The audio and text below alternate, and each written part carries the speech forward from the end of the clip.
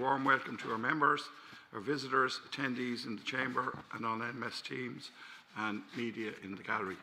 It's wonderful to see the Chamber, a reasonable turnout this evening, and we've a good few online there. And welcome to the prospective candidates who are outside. So I have to go through some housekeeping. Do I do the roll call first before the housekeeping, or normally we'll keep going? We'll do the roll call. Okay, we'll have the roll call. Roll call vote. A roll call, please. Councillor Cahill Boland.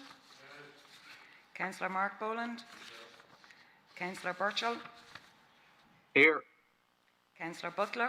Here. Councillor Carboni Mangan. Here. Councillor Corkery. On shop. Councillor Dennison. Here. Councillor Dockrell. Here. Apologies, Councillor Donnelly. Apologies, Councillor Doyle. Councillor Guerin. Here. Councillor Hannigy. On shot. Councillor Haughey. Councillor Healy. Councillor Hopkins. She's trying to log in there. She said she keeps getting rejected from the Teams. Councillor Humphreys. Here. Apologies, Councillor Johnson. Councillor Kelly. Here. Councillor Kitt. Councillor Leddy. Here. Councillor Maguire. Here. Councillor McCamley. Here. Councillor McDonough. Here. Councillor Mulligan. Here. Councillor Mulville. Go. Councillor Murphy. Councillor Newman. Here. Councillor O'Brien. On shot. Councillor O'Leary. Here. Councillor Onumera. Councillor Quinlan. Councillor Quinn. On shot. Councillor Redwood. Here. Councillor Ryan. Councillor Sheehan. Here. Councillor Shovlin. Here. Councillor Smith. Apologies, Councillor Tormley. Councillor Troy. Councillor Walsh. On shop. Wait, she's going to give me a number. Many present total. Fine. Yeah, did it? Many? 3-0. Okay. Okay, so for everyone's information, we've 30 participating so far in this meeting, councillors. Anyway, housekeeping please note that this meeting has been webcast. All mobile phones should be on silent or switched off for the duration of the meeting. All members are reminded that the Chamber is a non-smoking, non-vaping area. For all those new to the Chamber, please note the fire exits which are at the front and the back of the room. If an alarm is raised, please follow the exit routes and the ushers to the meeting point, which is outside the building at Chapel Lane. Members joining hybrid via MS Teams should keep their cameras on for the duration of the meeting. Ensure that no confidential papers are seen on video feed, or that there is no other persons present who are not entitled to be either hearing or seeing the consideration of such items or recording the proceedings. Members must mute their microphone unless they are recognised by the Mayor and invited to speak. All members, please remember to switch off your microphone when you've finished speaking. Members who wish to speak should use the notification process as directed by the Mayor and speak when invited. Standing orders will apply to all aspects of the meeting. So councillors are reminded of the provisions of Standing Order number 92 that all members are bound to act in accordance with the ethics framework and code of conduct for local authority members to cooperate with the orderly conduct of meetings to the direction of the Mayor in a manner that is respectful of colleagues. Members have been circulated with the agenda for today's meeting, and any member forming the view that they have a conflict of interest in the matters of the subject of today's agenda should now disclose same. Councillors are also reminded of the provision Standing Order number 93 that members must bear in mind that discussions at council meetings are not privileged. No member will make false statements, impute improper motives, or use offensive or unbecoming words in reference to any member of the council, employee of the council, or any other person. Any member having made such statements or used such objectionable words and not explaining or retracting the same or offering apologies for the use thereof, when requested by the Mayor to do so, shall be called upon by the Mayor to withdraw from the meeting. Members making any such statements or comments may find themselves personally liable for them. Okay. So we're going to, let me see now. I'll go through the procedure now for the meeting. Let me see what I've got here. Right, for the purpose of consideration of nominations of one named person to be a candidate at the presidential election due to be held on Friday, the 24th of October 2025. We have two prospective candidates who will address this chamber, Mr. Garrett Sheridan and Miss Maria Steen. Each candidate will be invited separately in alphabetical order to address the chamber for a maximum of 10 minutes. Following the completion of candidates' addresses to the chamber, there will be an opportunity for questions and answers. Each elected member will have 1 minute to pose questions to both candidates. Questions will be taken from members in the chamber first, and then from those attending remotely. That's our normal practice. Each candidate will be allocated time to respond to the questions. Prospective candidates will then leave the chamber prior to members taking a vote. So we're going to move now to agenda item 2, which is the address by prospective nominees. And I want to welcome our first speaker, Mr. Garrett Sheridan.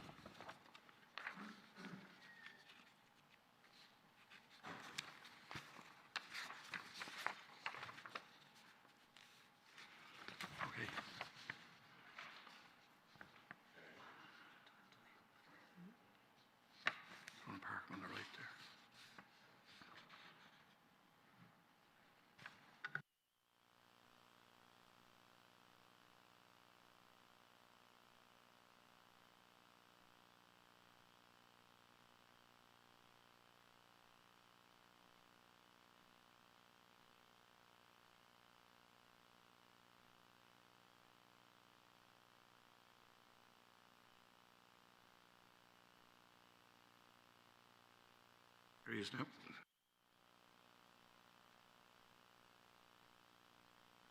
I'd like to welcome Garrett Sheridan to the meeting, and he will give us an address now. You're welcome, very welcome, Garrett, to Fingal.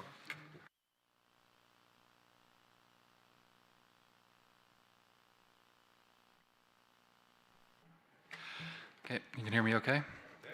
Brilliant. Well, Ballot Rear Fod, Tafir Remade Mavet, if we're good at you. Good evening, everyone. And thank you, Cahirlock councillors and supporting executives for your attendance here on this Friday evening. I know after a long week in your constituencies, you're probably well ready to get back and have a weekend off with your families, so I do appreciate you taking the time this evening. But the reason that we're gathered here, and perhaps the person to blame, is because of a man called John Joseph Hearne, considered to be one of Ireland's greatest ever legal minds. As architect of our 1937 Constitution, Bunrock na Héireann, John Joseph Hearne insisted that councillors, duly elected serving members like yourselves, and those of every other local authority in our country, would have the power and the responsibility to nominate candidates to be on the ballot paper to contest our presidential elections. Now, the reason he empowered you was because he firmly believed that there should be a nominating process beyond the Oireachtas.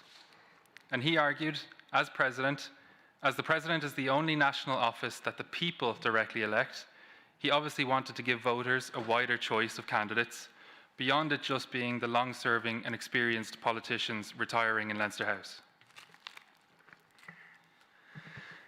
Also this evening, Fingal County Council, which is a progressive, inclusive, and future-focused local authority, you can make history by nominating the youngest ever candidate to contest the presidential election.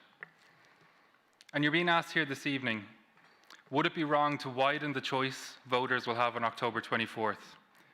Or would it be progressive to have a young candidate on that ballot paper? I'm appealing to you not to dismiss my candidacy as some outrageous or audacious youthful arrogance in that manner. Now, I fully understand, as people who have put yourselves before the electorate and have earned the hard-won support, of course, you may have the view that someone who has never been elected to an office or has never been actively engaged in politics is maybe undeserving of a nomination. Yet only this week, our Taoiseach and a number of government ministers, deputies and senators have nominated such a person in Jim Gavin. A person with no active political experience is now the candidate for the country's largest political party. Now, though Jim Gavin has no political experience, he does bring an exceptional life experience to his candidacy. And he's one of our greatest ever football managers, which, as a proud Dublin GAA fan, I can very much appreciate. But I too, councillors and Cathaoirleach, bring a proven performance and achievements in my shorter lifetime. From all the millions of people who emigrated from Ireland, I'm one of the very few who have taken an idea and successfully grown it and listed it on the NASDAQ Stock Exchange in New York. And that company, as of next year, is on track to save thousands of lives a year in terms of accidental overdose and drug exposure. In my 20s, I took on global conglomerates of big pharma with a goal to remind the industry that we have an obligation to patients as well as shareholders. And as a company, we were able to develop a safe and efficacious way to administer pain relief through transdermal patches, making it almost impossible to abuse or misuse the medical drugs contained in those patches. And as a result, those suffering around the world from round-the-clock chronic and debilitating pain will now have access to treatment and another chance at life. Now, these achievements didn't get cheered on in Croke Park, but for a young Irish man and a proud Dub, taking a college idea against the odds and ringing the bell in New York just may be as rare as Dublin's 5 in a row. But surely then the question that must cross your mind is, why did I step away from that? Why did I return home to Ireland? Why have I spent the last year speaking with councillors across the country instead of focusing on the business? Well, councillors, next week your AILG autumn meeting takes place in Westport. I was at your AILG spring meeting in Limerick because I've been speaking with councillors for over a year now. And I only discussed the possibility of running for president back then with independent councillors because I was trying to keep my canvassing quiet and keep it under the radar at the time. But in the last number of weeks, we've seen many names emerge, many who are canvassing for support, and many of whom have now ruled themselves out. And I can say that none of them were canvassing for support and having coffees and meetings and trying to earn that support as far back as Limerick. So again, the question, why did I move away from the company? Why did I withdraw as a finalist in the EY Entrepreneur of the Year competition? Why am I doing this? Well, the answer for me is quite simple. Through hard work and a little bit of good luck, I had the means and the ability to return home to Ireland and to settle down with my family. Fortunate that we could afford to do so. And for a number of years coming back and forth to Dublin, I grew increasingly shocked that so many of my friends, family, former students in DIT Angel Street, highly educated and well-qualified individuals who are now in so-called good jobs are still forced to live in the box bedroom of the parents' house, still on housing lists with years remaining, and are now planning to emigrate because it's the only option left to them. Now, this generation is the first generation in modern Ireland who can't afford a home and are going to be less well off than our parents. And I don't want this to become normalised. I want the Ireland that my 2-year-old daughter, Ro, inherits to be something that we can all be proud of and something that we all made an effort to change and tackle head on, and something that old and young people can be proud of. So the chronic housing shortage, which was declared a national emergency almost a decade ago, is not just a problem for this generation, but it impacts us all. Primary and secondary schools can't recruit teachers because the teachers can't afford houses in the area. Nursing homes are struggling to retain carers because they can't afford local rents. Ireland, once famed for our 100,000 welcomes, is now statistically the land of 100,000 departures a year. And our healthcare and disability sectors are under immense pressure because we can't retain the workforce necessary to function, and this affects the most vulnerable older citizens head on. And that's particularly difficult when we see nurses in Australia holding up signs asking for a reason to come home. Now, those of you who might say that the President can't do anything about housing, yes, you're in a way right. The President has no executive powers, but the position is not meaningless. The office holder is a so-called guardian of the Constitution. And in the 10 years since we declared a national housing shortage a national emergency, not one member of Dáil Éireann or the Seanad has even ever mentioned Article 45(2)(1) of our Constitution. So I'll take you back to the man himself, John Joseph Hearn. Article 45 is the directive principles of social policy. And when drafting what is often referred to as De Valera's constitution in the mid-1930s, Hearn was conscious that Ireland was then a poor country and the world was suffering from the fallout of the Great Depression. So having drafted the fundamental rights in Articles 40 through 44, he created a guidance, the principles that future governments in better times should observe. And Article 45.2.1 states this, that the citizens may through our occupations find the means of a reasonable provision for our domestic needs. He wanted our citizens to have the opportunity of gainful employment so that from their earnings they could independently provide for their domestic needs. Now, the number one domestic need in this country, in my opinion, is a roof over your head and somewhere to call home. So if we don't fix the housing shortage, we're breaking the social contract with our younger generations. And when you break that social contract, some will exploit that and will blame others for our failing. And so we have a small, vocal minority now, amplified through social media, trying to blame and spread hate against immigrants. So I would ask that you don't dismiss my candidacy and tell me if I read the Constitution, I'd understand that the President has no executive powers. I've read the Constitution. I've studied the Constitution and I've taken legal advice on the Constitution. I have the Constitution right here with me today. And I'm the first and still the only person who has ever brought up and highlighted Article 45.2.1 of our very own Constitution. Now, I want to stress as well, if nominated, I'm not going to be attacking the government on not fixing the housing shortage during my campaign. Far from it. I have no desire to be an antagonist to the government.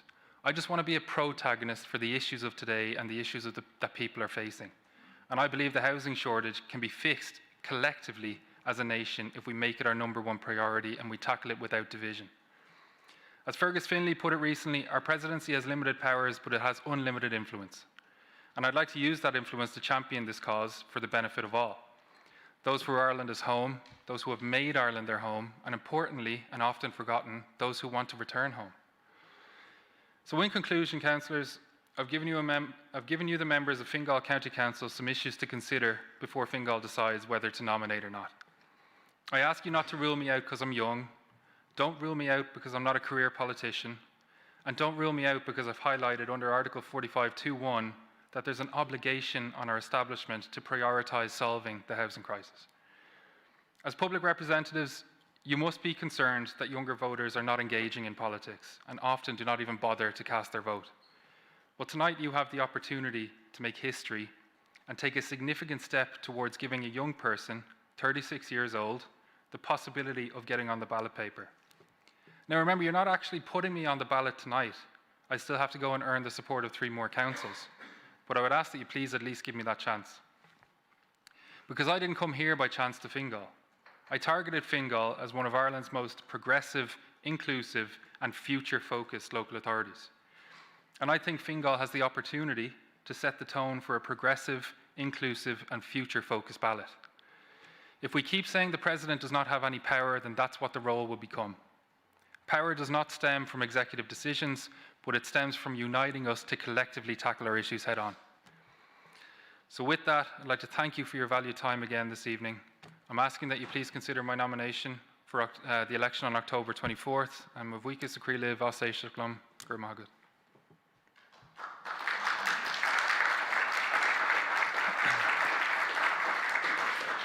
Okay, thank you, Garrett Sheridan. So we've now moved to the next speaker, Mrs. Maria Steen. And Garrett went a little bit over time, and I'll afford the same opportunity to Maria Steen. But he did fairly well on time, so that's not too bad. So let's see, wait now for Maria Steen to come into the room.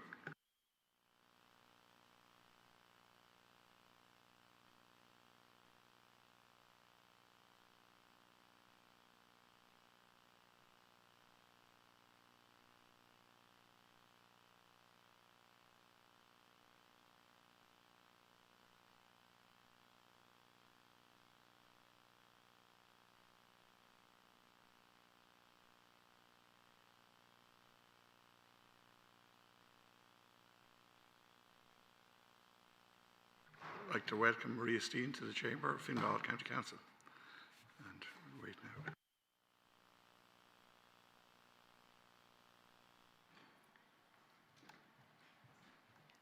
I have a few little brochures.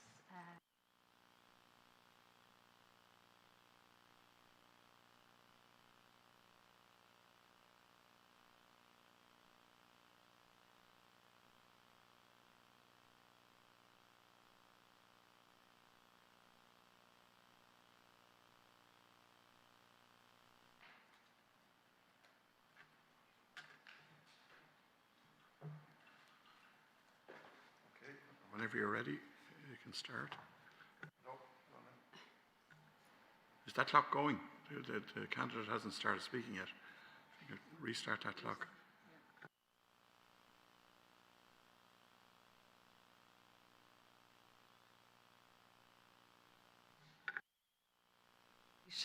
Is privilege more a bheith an seo live in you, agus buochas so creatív se go léir. Thank you for giving me the opportunity to speak to you today. I'm sure you have lots of questions. I'm going to try to anticipate a few. Am I qualified for the position? What can I bring to the presidency that others cannot? And why should you give me your nomination? As to the first question and my qualifications, I studied architecture in UCD and worked after graduation in a large Dublin firm. During this time, I was called to the King's Inns and I attended the King's Inns and was called to the bar. I was in legal practice until the birth of our eldest child, who is now 18. We have 5 altogether. I withdrew it from practice at that stage to raise and educate my children at home. Our eldest is now 18, as I said, and the youngest is 3.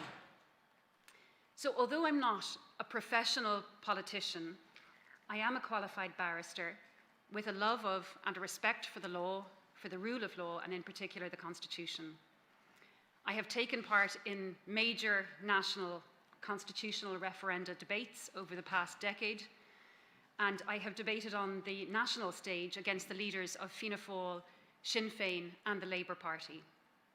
I did all of this on a voluntary basis, without expectation or hope of reward, because I believed in what I said. The President isn't only the guardian of the Constitution, that is an important role, but he or she also plays an important diplomatic role, receiving foreign dignitaries and diplomats at home and representing Ireland abroad. Now, while there are some who disagree with me on this issue or that, most observers, including Fintan O'Toole in Tuesday's Irish Times, will concede that I have generally conducted myself politely and treated opponents and friends alike with civility and respect, because I believe that's very important. I don't believe in ad hominem attacks or saying unkind things in the heat of debate that an opponent will struggle to forgive. If entrusted with the presidency, I will do my best to live up to the dignity of that office. I'm also very conscious of the legal and customary limitations of the presidency, which I intend to respect. I've no aspirations to conduct my own foreign policy from the Phoenix Park. As president, I would refrain from commentary on the budget or deliberations in Leinster House. Tá Gaeilge agam freisin. Dalam mé Gaeilge scoil, agus drastal mé coláiste na ringe fag bliana. Bhain mé ansoltas sin, agus tugan an feachtas deisdom an teanga úsáid go rialta, agus sin rud íontach, mar tá fíor measagam an teanga agus an cultúr na tíre. Tá a chud Gaeilge sais merga canis, ach tugan an feachtas deist í a jausú, agus táim ag tnú lena úsáid níos mó. And so the next question arises, can I bring something unique and important to the election and afterwards to the presidency? I believe that I can. At present, few people have any understanding of the political philosophy of the 2 main contenders for the presidency, or even if they have one at all. But nobody who considers my public work will be in any real doubt about where I stand. And I hope that my willingness to speak out and speak up for my beliefs when it was popular, but also when it was unpopular, is evidence of its integrity.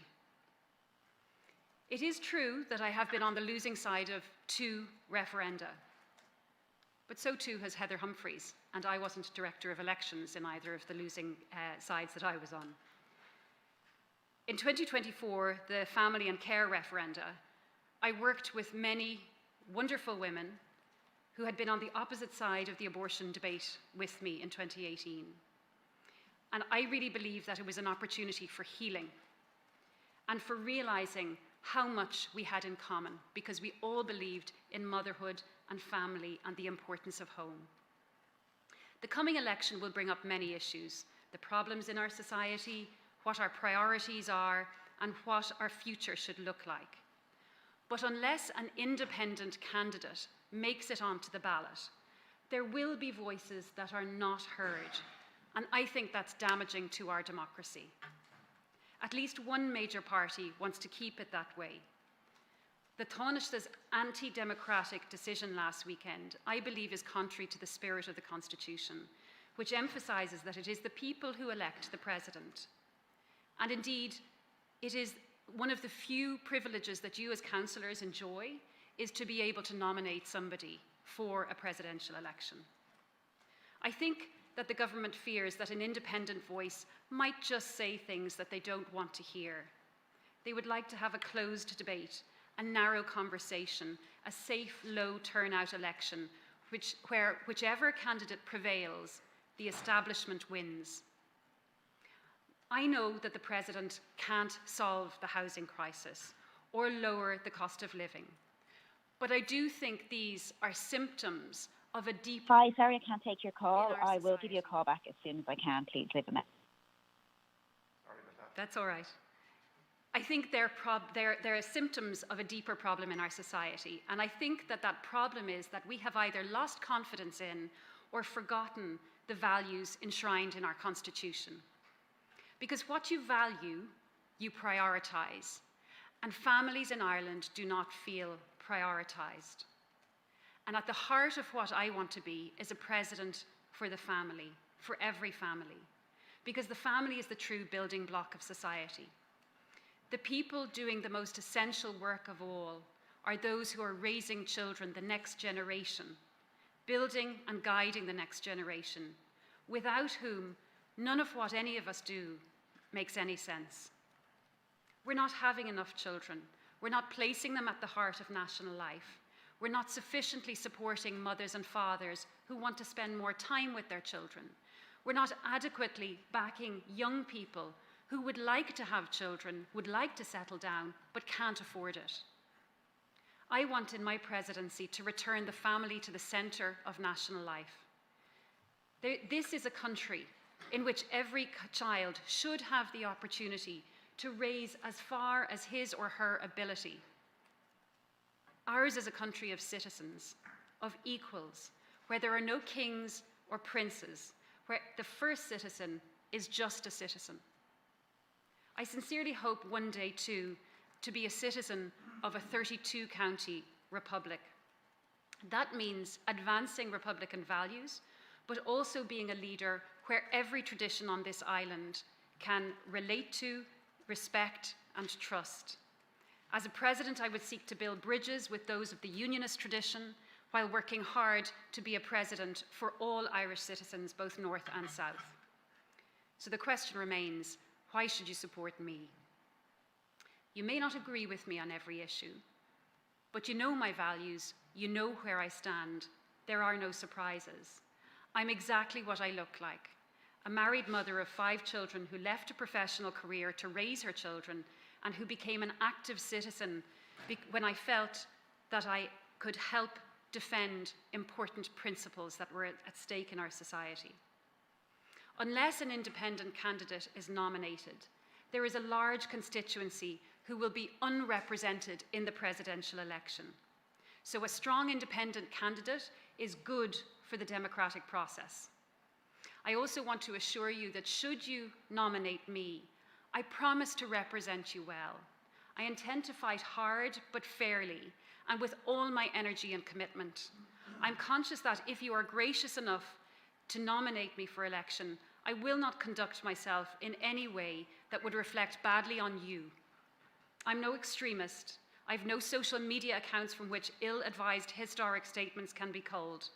Every statement I have made publicly has been considered and made in either print or in a public speech or in a broadcast debate.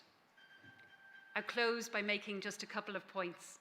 First, this country will not be served by an election that excludes a strong and distinctive independent voice. You will not be served by it either as representatives of independent-minded voters. Secondly, as you've heard, I've already secured the backing of 10 Oireachtas members who chose to back me, having heard from other candidates. This is a vote of confidence in my credibility as a candidate. However, I would urge you not to see it as a reason not to support me. Achieving the support of 10 more Oireachtas members is really difficult and may be very challenging. Some have already indicated publicly that they won't support anyone. If you think that I'm the person most suitable for nomination, please vote accordingly and don't assume that I will be a candidate through the Oireachtas route. Finally, I know precisely how much trust I am asking you to place in me. I know that for many of you who feel your personal reputation is on the line, I promise you solemnly that if you nominate me, I'll do nothing to cause you to regret that decision. Thank you all for listening.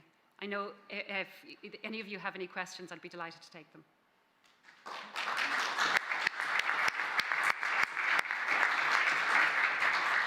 Thank you, Ms. Steen. Now we will ask Mr. Sheridan to rejoin us, and we'll move on then to agenda item number 3, which is questions and answers, and I'll go through that process now in a minute. Okay, welcome back, Mr. Sheridan, or Garrett, and Maria. There will now be an opportunity for questions and answers. Each elected member will have 1 minute to pose questions to both candidates. If you go over the minute, I'm not going to be too hard on you, but don't go too far, because we've 30 councillors, so at least. Anyway, questions will be taken from members in the chamber first, which is our normal practice, and then we will take questions remotely online. We will take six members at a time, and then go to the candidates for answers, and then roll on then to the next 6. Okay? Each candidate will be allocated time to respond to questions, and then following questions and answers, the candidates will be asked to leave the chamber prior to a vote. Okay, so now, have I anyone up? Anyone want to ask a question? I have only one online at the minute. John Smith. Yeah, so we'll go to Councillor John Smith. Thank you, Mayor. My question's for you, Ms. Steen. I became aware of you first back in 2015 during the same-sex marriage referendum. You stood very firmly on the no side, and it would be my opinion that the no side confounded the arguments during that referendum as one of welfare for children and not one of fundamental equality for same-sex individuals, or for people in same-sex relationships. Those people make up a significant part of our population. You spoke today about family. There are many families in our society that have 2 fathers and 2 mothers. I would like to know, has your opinion changed from 2015? And if not, or if it has, how has it?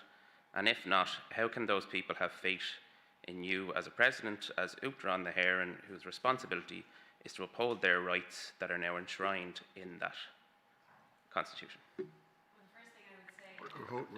We're going to bank, sorry, we're going to bank the questions. We'll take 6, and then I'll come back to you. Okay, so thank you, Councillor Smith. Then we go to Councillor Garrett Sheridan. Thank you. Hi, Maria. Thanks so much for coming today. And congratulations, by the way, in getting the 10 nominations from the TDs and senators. That was some achievement. Again, I'm delighted that you're here and giving people, I feel, the opportunity to be able to speak and to be able to have a voice and a choice, potentially, in a democratic process. And that's where we stand. The Constitution and its democratic process at its centre. You mentioned in relation to the division in society, and I want to know what your vision is for that uniting the country. Okay, thank you. And now we go to Councillor Ellen Troy. Just like to welcome both of you to the chamber here in Fingal. And I want to address Maria just to say congratulations on securing the 10 nominations yesterday. It was no mean feat and very well done. The process itself has already strengthened democracy. And even where people may not agree with you on everything, they'll value the broader choice you bring. More choice is always good for democracy. The presidency, as we've seen so clearly over the past 30 years, stands above party politics, and thank God it does. So your candidacy would enrich the campaign and give voters a stronger sense of ownership and inclusion, leading to a broader endorsement of whoever is ultimately elected president. So my question would be, what past experiences have prepared you to handle the responsibilities and pressures of the presidency? And I'd just like to say that, Maria, you've shown yourself to be principled and articulate and courageous, a voice that speaks with clarity and conviction. And you will bring thoughtful, independent perspective, grounded in law, philosophy and history, and you always engage in debates with integrity and respect. Your resilience in the face of challenge and your commitment to democracy and genuine pluralism mark you out as someone who would enrich our national conversation and elevate the presidency above party politics, both nationally and internationally. Thank you for that. Thank you. So, next speaker. Yeah. Yeah. A minute to both candidates. No. You're allowed a minute. Not possible. In total. It's just not practical. Okay, thanks. Yeah. But look, we'll see how we go anyway. Okay, so Councillor Brendan Ryan. Thanks very much, Mayor, and welcome to would-be candidates to the Chamber. The interesting thing for me is, the question I have is not so much about what you have to say today, but the interesting thing for me is, when I saw this list of people who all wanted to be president and elected to the highest office in the land, really, why do you want to do that? Like, I mean, how did it happen? Was there a moment you decided to say, I'd love to be president? Were you on your own? Was there family influence? Was there outsiders who suggested to you that you should go and become president, and there was a gap in the market there? And have you ever considered contesting other opportunities like council, the Dáil, European Parliament, which are options or whatever, and if not, why not? Thank you. Thank you. Councillor Dean Mulligan. This question is for both candidates. There are probably lots of decisions that the President has to adhere to and sign into legislation which they may personally find, something that they don't believe in, and you have the right to get legal advice on that. Given that you both have your own separate but distinct personal views on many subjects, do you think you'd be able to uphold the law and sign into legislation elements of political legislation which you fundamentally disagree with, which is your role and may well be your role, even if after seeking advice from the Council of State to do so? Would you be able to do that? And just for Ms. Steen particularly, you mentioned on 4 occasions an independent voice in the democratic process. There is an independent candidate on the ballot paper, and if I was to listen to your speech and not know who was elected or nominated for the ballot paper at this moment in time through the Oireachtas, I would think there's no independent candidates on it. So I just want to know if you can reflect on your statement, because if I was none the wiser in this chamber, I would feel like you're absolutely right. We need an independent candidate. Just to say there is an independent candidate on the ballot paper at this moment in time, and just want to be fair to all the candidates who are running on their own political point of views, irrespective of the same. Thank you. Thank you. So, Councillor James Humphreys. Thank you, Mayor. I wouldn't feel too bad about being on the losing side of election. One of the first elections I was involved in was the 2002 referendum on the 25th of Amendments, and I was on the losing side of that campaign. So you can probably know we have very different positions on social issues and referenda that have come up in this country. But having said that, I see the role as a councillor is not to decide who should be president, but who should have access to the ballot paper. I would most certainly regret the decision if I eventually do make that, but that is what I'm sitting here struggling with. I came in with an open mind, and so I have 3 questions that I'd certainly like an answer to. Article 13.9 kind of restricts the President's speech. We've had 3 presidents in a row that have managed to navigate that in the grey area. You said you're looking to go back to kind of, are you liking to continue that on, using that kind of grey area in a presidential speech to progress a position, because you are moving from an advocate and looking to be in a position of a role as a representative, and I'm trying to judge if you know where that line is within the Constitution and how you'd navigate it. Like a previous question, Article 26, with your legal background, what is your thoughts on Article 26? My own personal view is that a test case should be with, I'll be 30 seconds. Two other questions, please. I'll be literally 30 seconds. Test case should be with a case rather than straight referral to the Supreme Court from the President. Would you share a similar view? Broadly speaking, not asking to judge on a particular case. And immigration policy. If I'm paraphrasing you wrong, please correct me, but you certainly linked that to kind of losing touch of our values. Could you speak on more on that and how you see as your role as a representative of this state in especially dealing with the new Irish within your role? Thank you. Okay, so we have six councillors have put questions. I'm going to go to the candidates, not in any particular alphabetical order. Okay, right, so Garrett Sheridan, if you want to say something or whatever, and then we'll go to Maria Steen.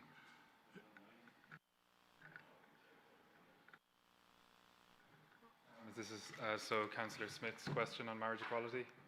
My position on that is that I'm of a different opinion to Ms. Steen here beside me. I think we had a very clear vote on the country's position on that, and that would be my opinion on the case as well. I'm for marriage equality across the board.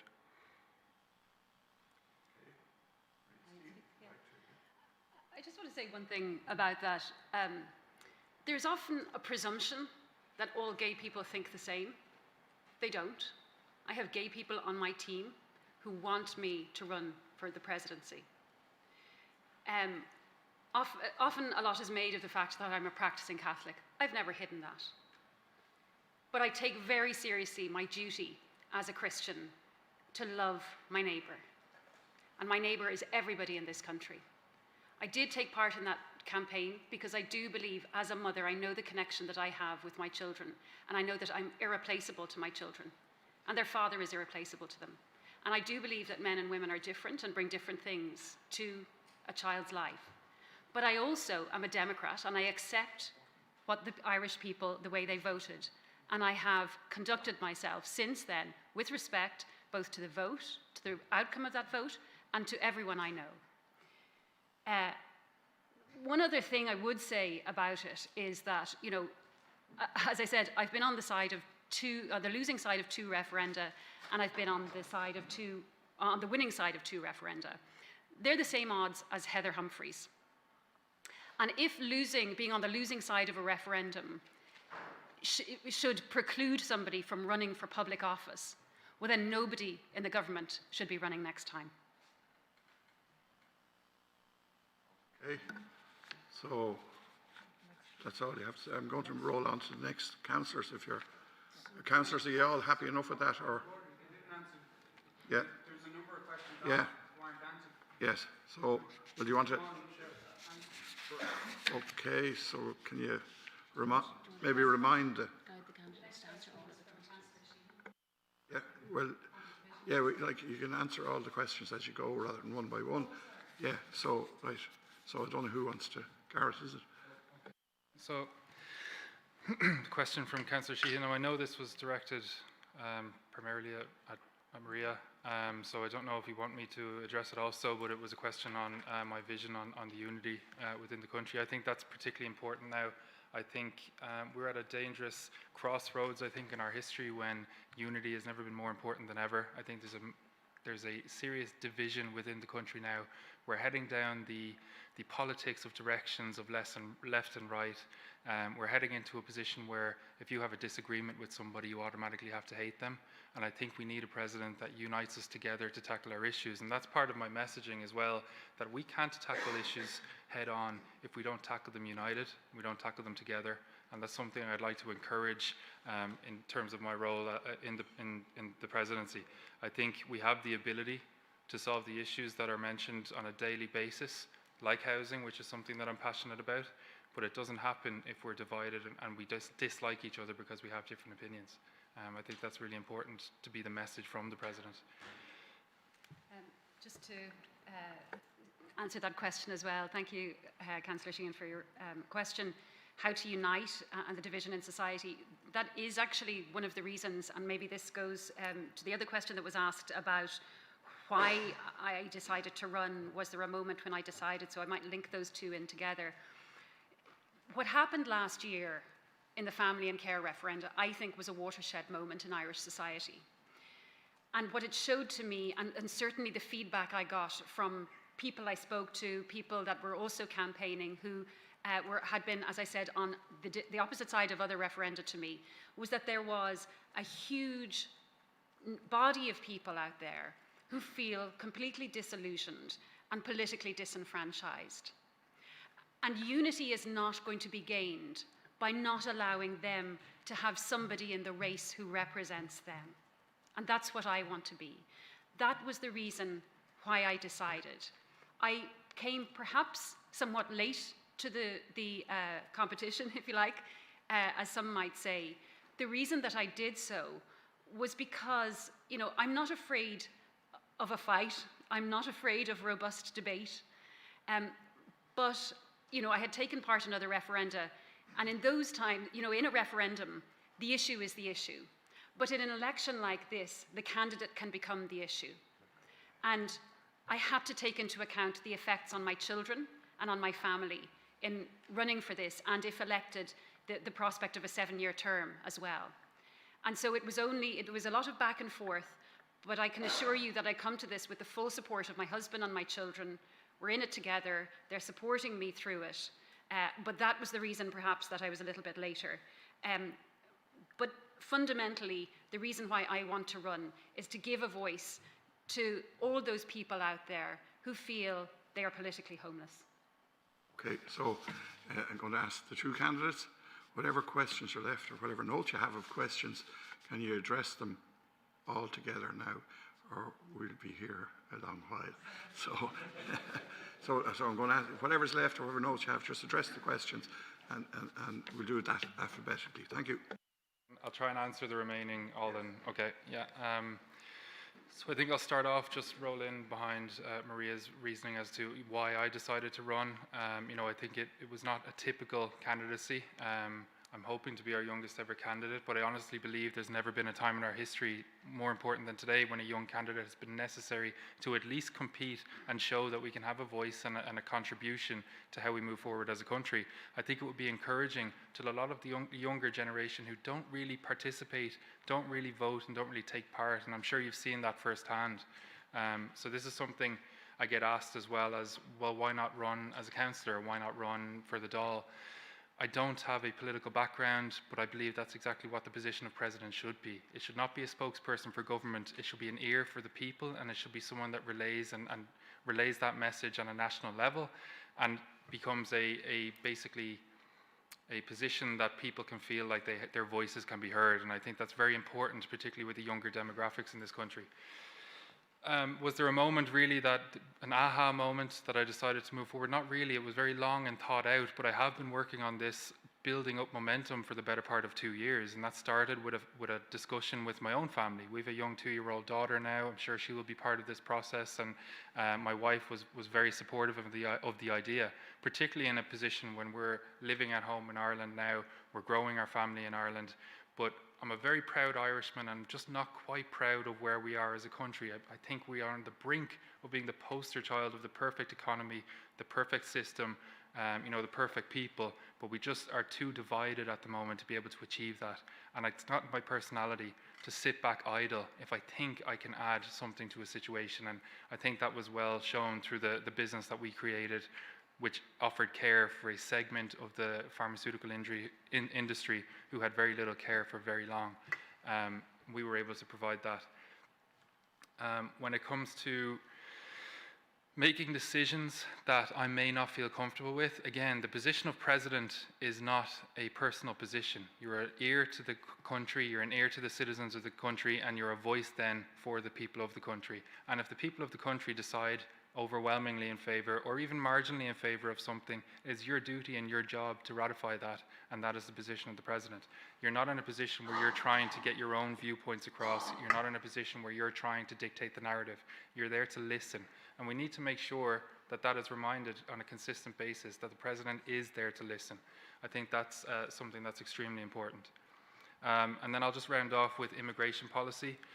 My position on immigration is that we have a migration problem. We have an emigration problem, I think, that is spiraling out of control because people can't afford to grow and have a life here in Ireland.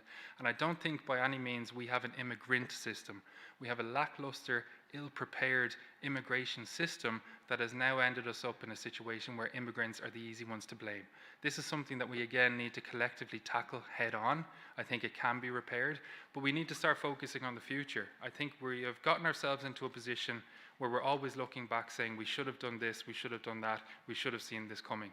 Well, let's start to see things coming now, and let's learn from these mistakes. And this is something you could definitely highlight over the course of a candidacy.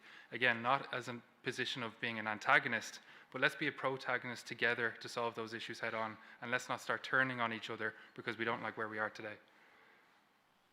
And Steen, do you want to? Just, I suppose, a few questions to try to wrap up. So just on the signing issue, the Constitution lays out very explicitly how that is dealt with. And I think it is important that whoever is in the role of president has an understanding of the law and is able to scrutinise legislation properly. They owe that to the people. There is, of course, the provision, and I'll link in with the other question that was asked about Article 26. And that is, again, a prudential judgment that needs to be made by the president. Because it's all very well, like if there's a doubt about the constitutionality of some piece of legislation, of course there is constitutional provision that you can call in the Council of State and then refer a bill to the Supreme Court. But again, that also requires prudence, because if you refer a bill to the Supreme Court and the Supreme Court finds it to be constitutional, it can never again be challenged. It's immune from challenge. So that's a prudential judgment that the president needs to make and needs to be qualified to make that. As regards speaking, on the advice of the government or being restricted by that, again, I want to emphasise, I have no ambition to push out the boundaries of the presidency as they are set out in the Constitution. I have great respect for the Constitution and for the traditions attaching to the presidency, and I have no intention to change that. But within those limitations, I think it is possible to promote the values that our country was founded on, because they are important. And in the preamble, it talks about, the common good, and that that prudence, justice, and charity should always be used for true social order. And there was a question also raised about immigration, which I will briefly say. Again, I'm a Catholic. I don't make any bones about that. The churches that I go to are full of people from Africa, from India, Brazil, Poland, Mexico, you name it. And there is a wonderful relationship of friendship and respect. My life has been enriched, and the lives of my children have been enriched by our friends who've come from other countries. But there have been reports that we all are aware of people who did not come here the same way. The people who I talk about came here legally. They are contributing to our society through their families, through the work they do, and they love Ireland, and they love our values. And it's not just for Irish people, for native Irish people, but for the people who have come from countries where they don't want to stay because they don't want to bring their daughters up. They don't feel safe in those countries. They've come here. Well, they deserve to be respected and protected as well. There was a story a couple of weeks ago of a man who's committed a number of serious assaults, including a sexual assault, and the Gardaí don't know where to deport him to. So our immigration system is broken, but I would hate to see a situation where immigrants who have come here, who have made their home here, who have perhaps married Irish people and settled here, are in any way discriminated against. So I want to be a president for everybody, but I think it is also important that we uphold the values. Anybody who loves the values of Ireland, I think, deserves to be respected. And when you have mothers with babes in arms out marching, I think they deserve to be listened to if they have concerns, instead of being labelled as far right. Okay, thank you. Right, we're more than an hour in. I have 6 and 8, 14 more councillors to speak, so we're going to go for the next 6, and then I'm going to give both candidates 2 minutes each to answer the questions. So don't pile the questions on too much. Anyway, so we're going to Councillor Jimmy Gearan. Yeah, thanks. First of all, thank you both very much for coming in. I'll try and be brief because there's just a few areas I want to cover. Garrett, first of all, your age is not something that would deter me, because I think it's very encouraging to see young people in politics and to see them here. And we do have them, so I think they play a big role. The only thing I would say to you that disappoints me somewhat is younger people do come out to vote. And they were energised, I think, on the marriage equality, where we flew home from all over Europe to exercise that. So if us politicians can get to the subjects and energise the people, well, then they will vote. The only thing I would ask you is, if you weren't successful, would your passion on the housing crisis tempt you then to seek a Dáil seat? Now, I know you say you don't have a political machine, but you went and you took on Wall Street and you won, so I'm sure you could look at doing that. So would that be something that you would consider? And again, thanks for your presentation. I've met with you previously, so I think we've discussed the twos and fro's. Maria, the couple of things in relation, I don't care how anyone got here. They're here. And we have to treat everybody in this country with respect and go through due process with them. So I don't think one qualifies for it more than the other. Yeah, I would be totally opposed with you on a lot of issues, but one which stands out to me, and you talk about the mother and father and the mammy and the daddy and the family. I'd really love you to give me your definition of a family. And do you see any difference between a gay couple with children as opposed to a heterosexual couple with children? Do you see any difference in the definition of those for family? So that's it, Mayor. I'll be brief. That's all I want to raise the issue on. Thanks. Thank you, Councillor Jimmy Quinn. Anyway, sorry. We're going to Patrick now. Patrick Quinlan. Thanks, Chair. And thanks very much for coming in and giving us the presentation. A couple of the councillors have already asked a couple of questions that I would have asked and have been answered. So very quickly, in your own words, define what it is to be Irish. And then, if you can answer me this, last year I floored a motion inside of this chamber asking the elected councillors here to instruct Fingal County Council to disclose the percentage of foreign nationals on Fingal County Council social housing list. They all voted in unison to block the release of this data. Do you think that this data would be in the interest of the public to have? Do you think the councillors made the right decision there? And then as well, I apologise.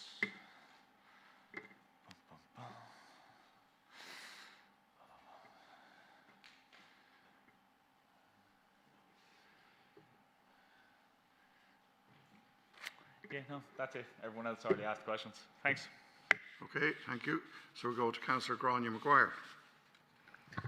Thank you, Mayor. Again, thank you both to Garrett and Maria, who I have met on previous occasions and have been very impressed with both of you, to be honest, in the dealings that I've had with you.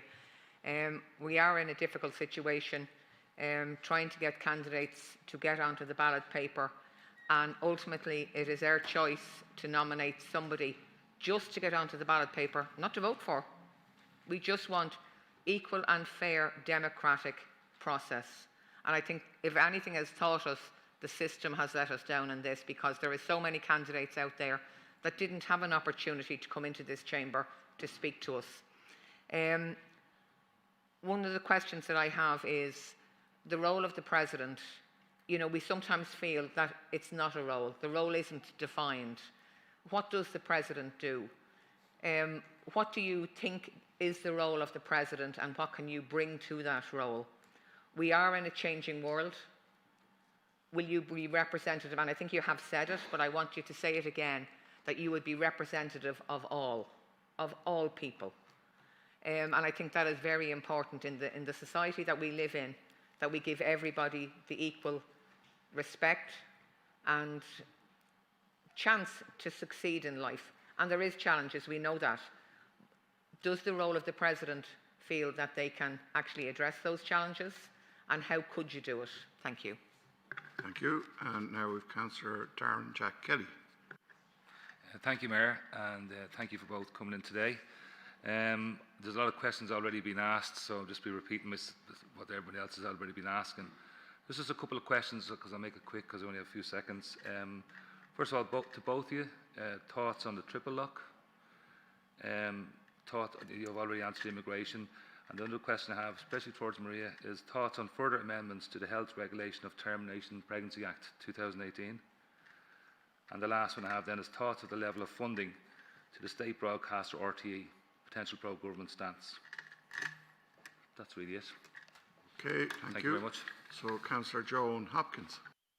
You and sorry that I was late, but I got here as quickly as legally allowable, and I was listening to you both in the car. I believe you had to listen to my answer machine as well, so sorry about that. So I just have a few questions, and again, sorry if they've already been asked.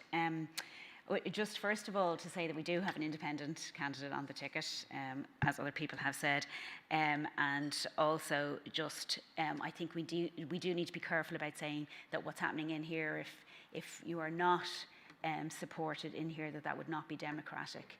This is our democratic process, and we are elected by people to represent them, and I've had literally hundreds of emails from people all week, and if everyone who had put their name down who's on Monday got in here and more, then we'd never have a presidential race at all. Like we had, I believe, a wheelie bin on the list on Monday. So this is the democratic process that we have. So also, just to say to Gareth, I think you mentioned that, and I really enjoyed what you said about housing, and I totally agree with you, other than the fact that Article 45.2.1 is, you said it was never mentioned by any senator or TD. I doubt that is the case, and it is an article that the opposition would regularly refer to and totally believe in. If you work, you should be able to afford to buy your home independently.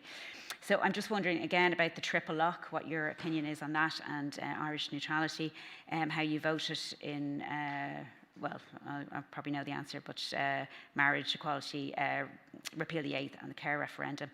As the CEO of a pharma company, Gareth, have you a position or a vision on sláinte care and how that I would see that as important as housing in the country. And as President, you'd be Commander-in-Chief of the Irish Army. Oh yeah, no, sorry, I've asked that about neutrality. And either of you ever considered being public servants before? And if you were not successful, would you look to have a different way to serve your country? Time. Sorry, just one more thing. And sorry, Gareth, obviously politics are very different in Ireland. There's a lot of discussion about division, but my sense when I speak to people on the doors is that we have so much more in common, and most of us are not really left and right, we're really in the middle. But has your working, living in and raising your family in the States, has that changed your view of politics? Thank you. Okay, so Councillor Mark Boland. Thank you, Mayor. This question I suppose I would like to put to Marie first. You said earlier in your presentation that you wanted to put family at the centre of national life. So I'd like to ask a question that is personal to myself.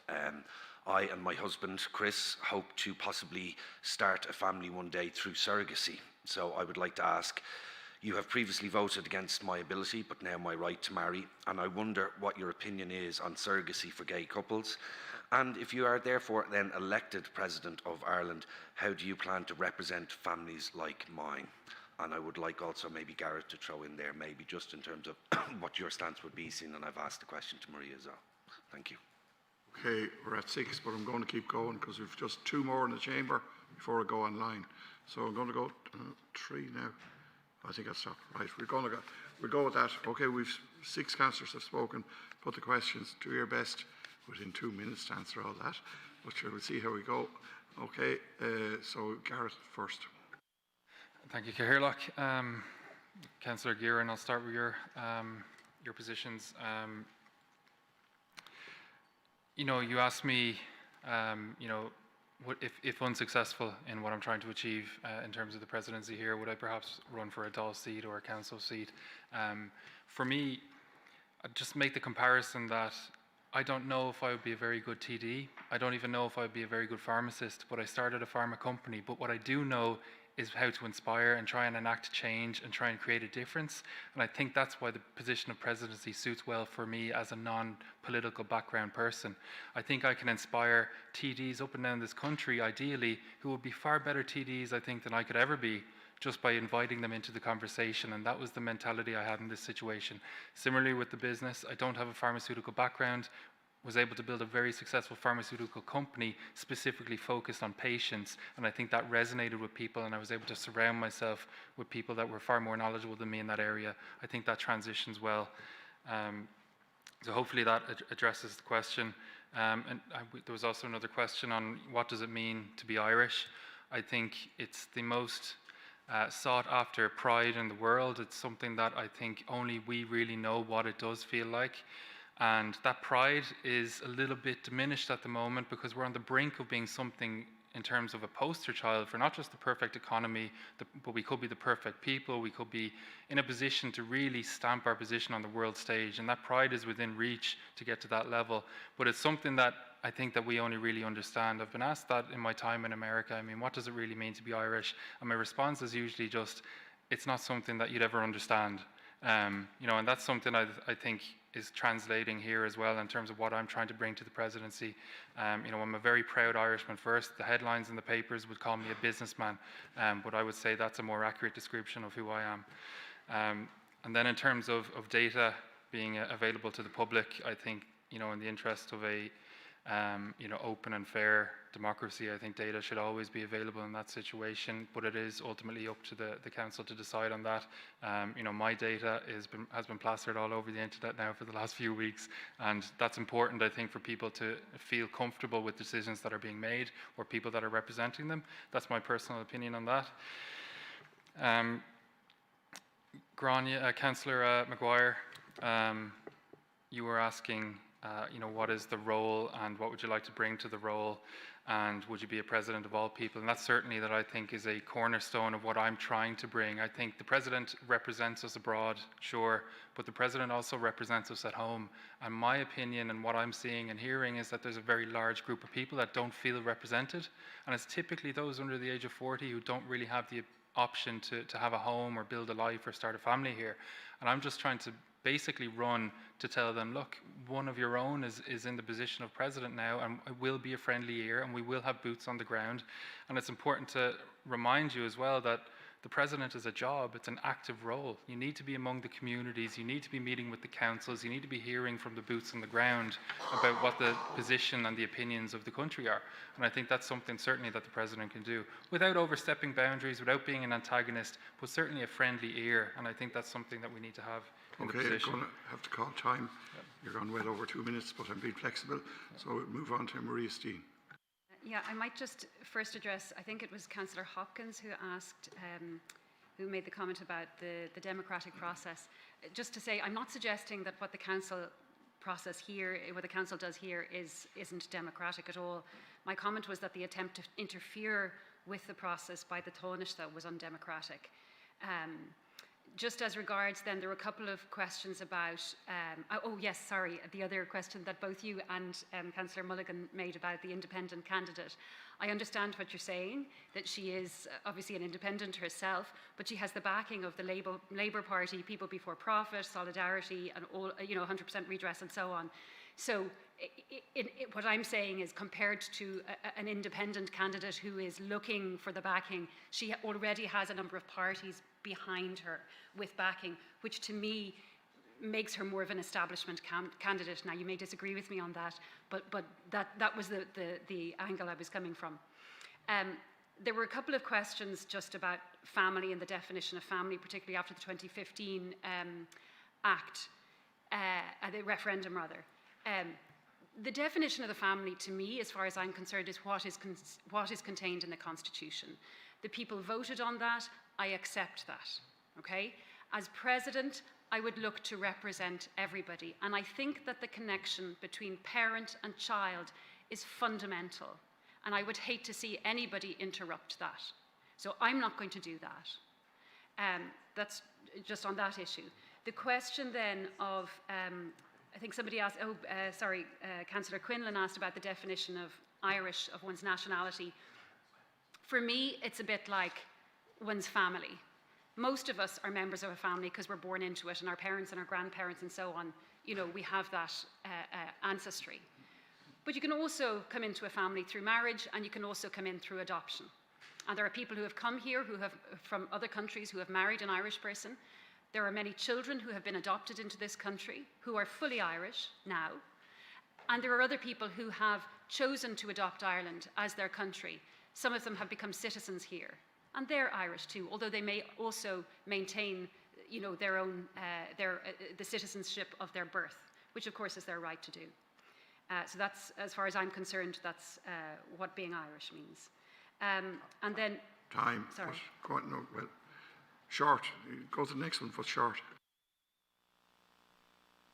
Triple lock, the Abortion Act, funding to RTE. Again, the President's role is limited. Those issues are issues for the government of the day to make, the elected government of the people. They're not issues that the President should get involved in. Okay, thank you. Right. Yeah, go ahead. Batch, give the candidates an extra minute maybe. We've only two of them, and a lot of questions that I've raised that are important aren't being addressed. So if you could, I'd appreciate that. I hear you, Jimmy. Councillor Gearan, I think I gave them 4 minutes each. They definitely went over, long over 2 minutes. Anyway, okay, yes. Yes, Councillor Boland. There are questions that have been asked that I'm not getting an answer for. Well, we haven't time. That's just a fact. I hear you. We'll be here until midnight if we, you know. Okay. And then I've another, how many? I've nearly 10 councillors waiting to get in. And I'm being advised here to take all the questions now and then let the candidates answer. I don't know. Anyway, go to Councillor Dara Butler. Yeah, thank you, Mayor. And listen, thank you both for coming in. You know, as a Fianna Fáil councillor, I'll obviously 100% be backing Jim Gavin, our party candidate. I suppose whilst in that room, whilst still in this room, looking at a bit different in the constitutional role we have as councillors to nominate a candidate. You know, 7 years ago and 14 years ago, this council nominated candidates to get on the ballot paper, and I supported that. They didn't get my #1 vote or even my #2 vote, but I supported them on the ticket. And like Councillor Humphrey said, that's the kind of decision we have to wrestle with here today. And to be honest with you, I'm still wrestling with that, and I haven't fully made my mind up. So I just wanted to state that as our role as possibly our role as party members and our role as councillors in this room today is a bit different. So I just wanted to say that as more of a statement. I'm not going to ask a question as such, but I don't think I'll find myself voting against the two of you. It's just a case of whether in the next round of questions or whatever you convince me to vote yes for either or both of you. But no, listen, just thank you both for coming in here. Thanks for all the councillors who've asked the questions, and thank you for the time that you've given to us so far. Okay, thank you, Councillor Cahill Boland. Your microphone.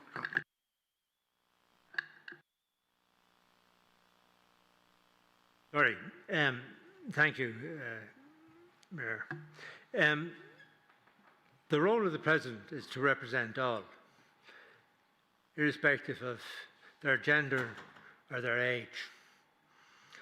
So I wondered how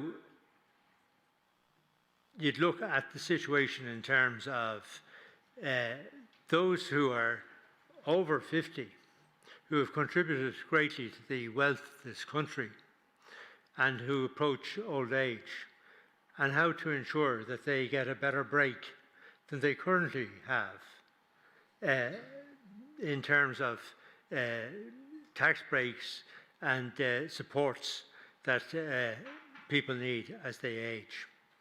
I'd equally like to know your views on how you see the presidency being proactive in bringing about a united Ireland.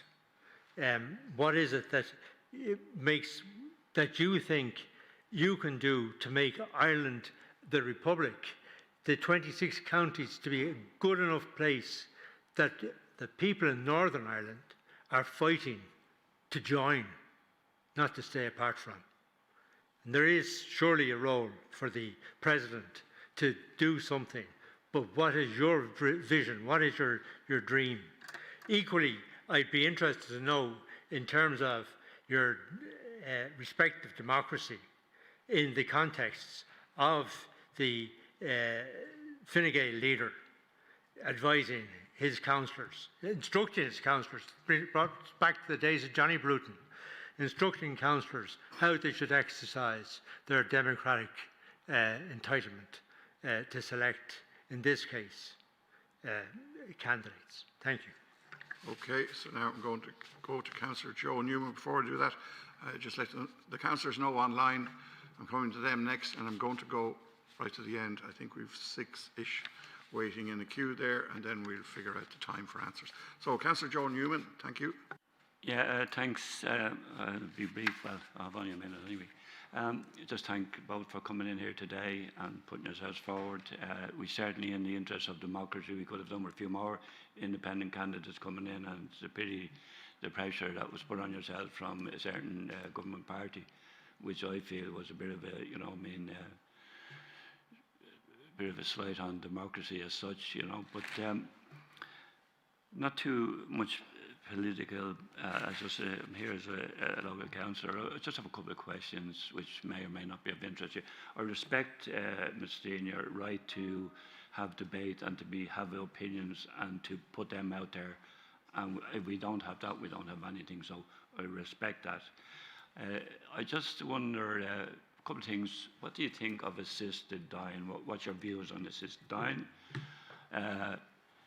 I know the President is limited, so there's very little we can talk about here, really, unless you're, up to speed on a lot of stuff. But I'm just wondering how you would handle the likes of Benjamin Netanyahu or Donald Trump if they were invited over to the country here. I know you'd be obligated to maybe to meet them, but what would your thoughts be on that? Thanks. Thank you, Councillor Newman. So now we're going online to Councillor Malachy Quinn. Thank you very much, and I'd like to thank both prospective candidates for making themselves available today. I firstly want to address both candidates have mentioned that they want to be a president for everybody, an inclusive president. We have a situation where the Good Friday Agreement in 1998 recognised the birthright of people born in Northern Ireland to accept themselves as British or Irish, or both. The Northern Ireland Assembly recently passed a motion to support extending the right to vote in presidential elections to all Irish citizens resident on the island of Ireland. Last year, the 34th Amendment to the Constitution on Presidential Voting Rights 2014 got to the second stage in the Dáil and is now currently on the Dáil Business Digital Order paper, waiting on the Committee on Housing, Local Government and Heritage to schedule a committee meeting on this. I just want to ask the question, where would both prospective candidates stand in regards to presidential rights? The President of Ireland is a president for all the people of Ireland. The Office of Ireland Canucron embodies the shared values and hopes and visions of all of us on this island, both north and south. I'll ask the question, would they be supportive of the citizens of the 6 counties to have a right to vote in presidential elections, and would they extend that right further on to the Irish diaspora? We have many people, and we spoke there about emigration. With many people have left this country that would love to be able to return, but they have found lives somewhere else because they weren't able to find lives on this island. Should they be able to vote for their figurehead, for their president? Thank you very much. Thank you, Councillor Quinn. So now we've Councillor Helen Redwood. Thank you. I'd like to address a few questions to Maria Steen in particular. Maria, you've been putting yourself forward as a champion for families and for children to be raised with, quoting yourself, our culture and traditions. But which families do you champion? Will you be championing same-sex families, families with cohabiting couples, families with transgender people? whose culture and traditions are you advocating? I note that you're said to be a member of the extreme right-wing lobbying organisation, the Iona Institute. Will you remain, if you are still a member of that, will you remain so if you're elected as president? I noticed that the Iona Institute is reported as seeing social problems as arising from a fall in the number of opposite-sex marriages, a decline in Christian beliefs. Would you not think that families being driven into poverty and homelessness are the more likely cause of social breakdown? Your vision seems to be one of going backwards to an Ireland most people have moved away from, as witnessed by the marriage equality referendum, the legalisation of divorce, the repeal of the ban on abortion. These things show Ireland moving in a socially progressive direction. Would you not agree that the values that you advocate actually fly in the face of the move of the more open, the more tolerant and diverse Ireland of today? I've seen a headline.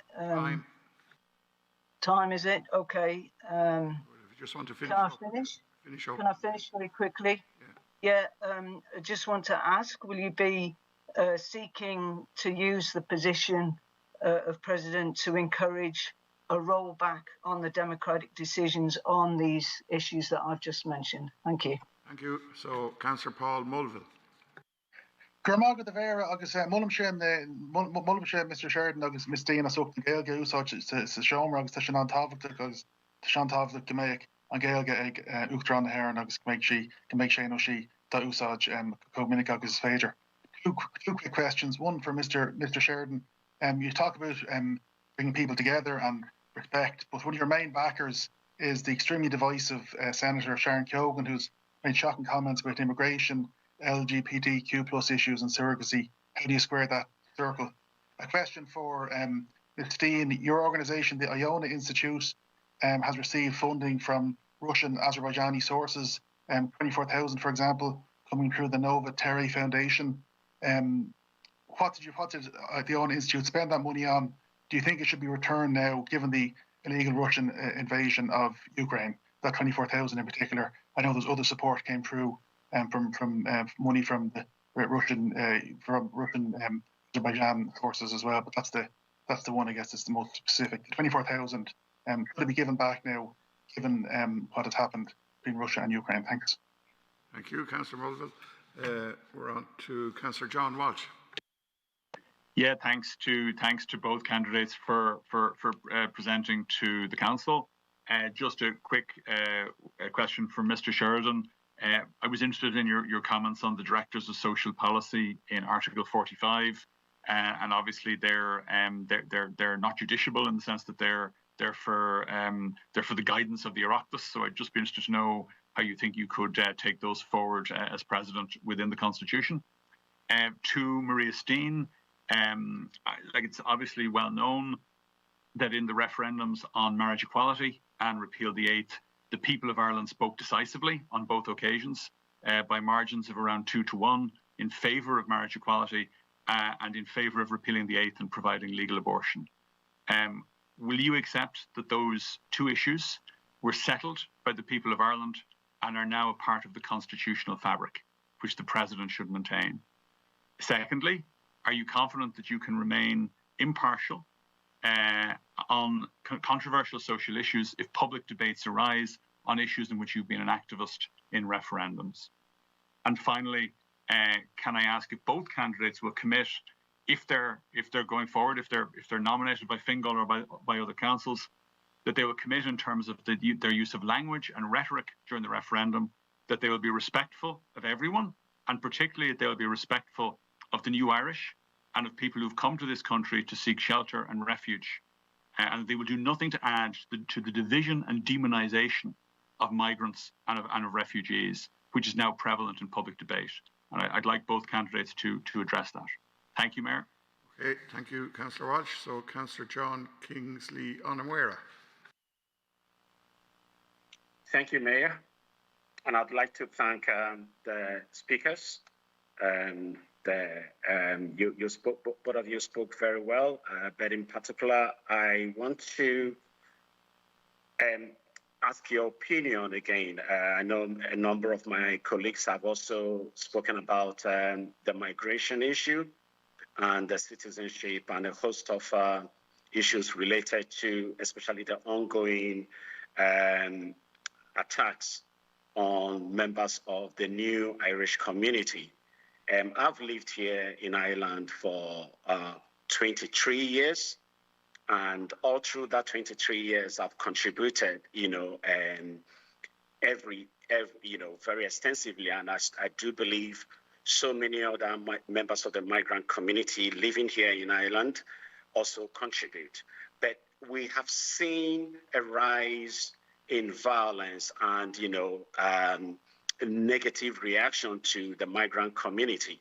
Now, my question is, how do you intend to deal with these issues, bearing in mind that many members of the migrant community are settled here?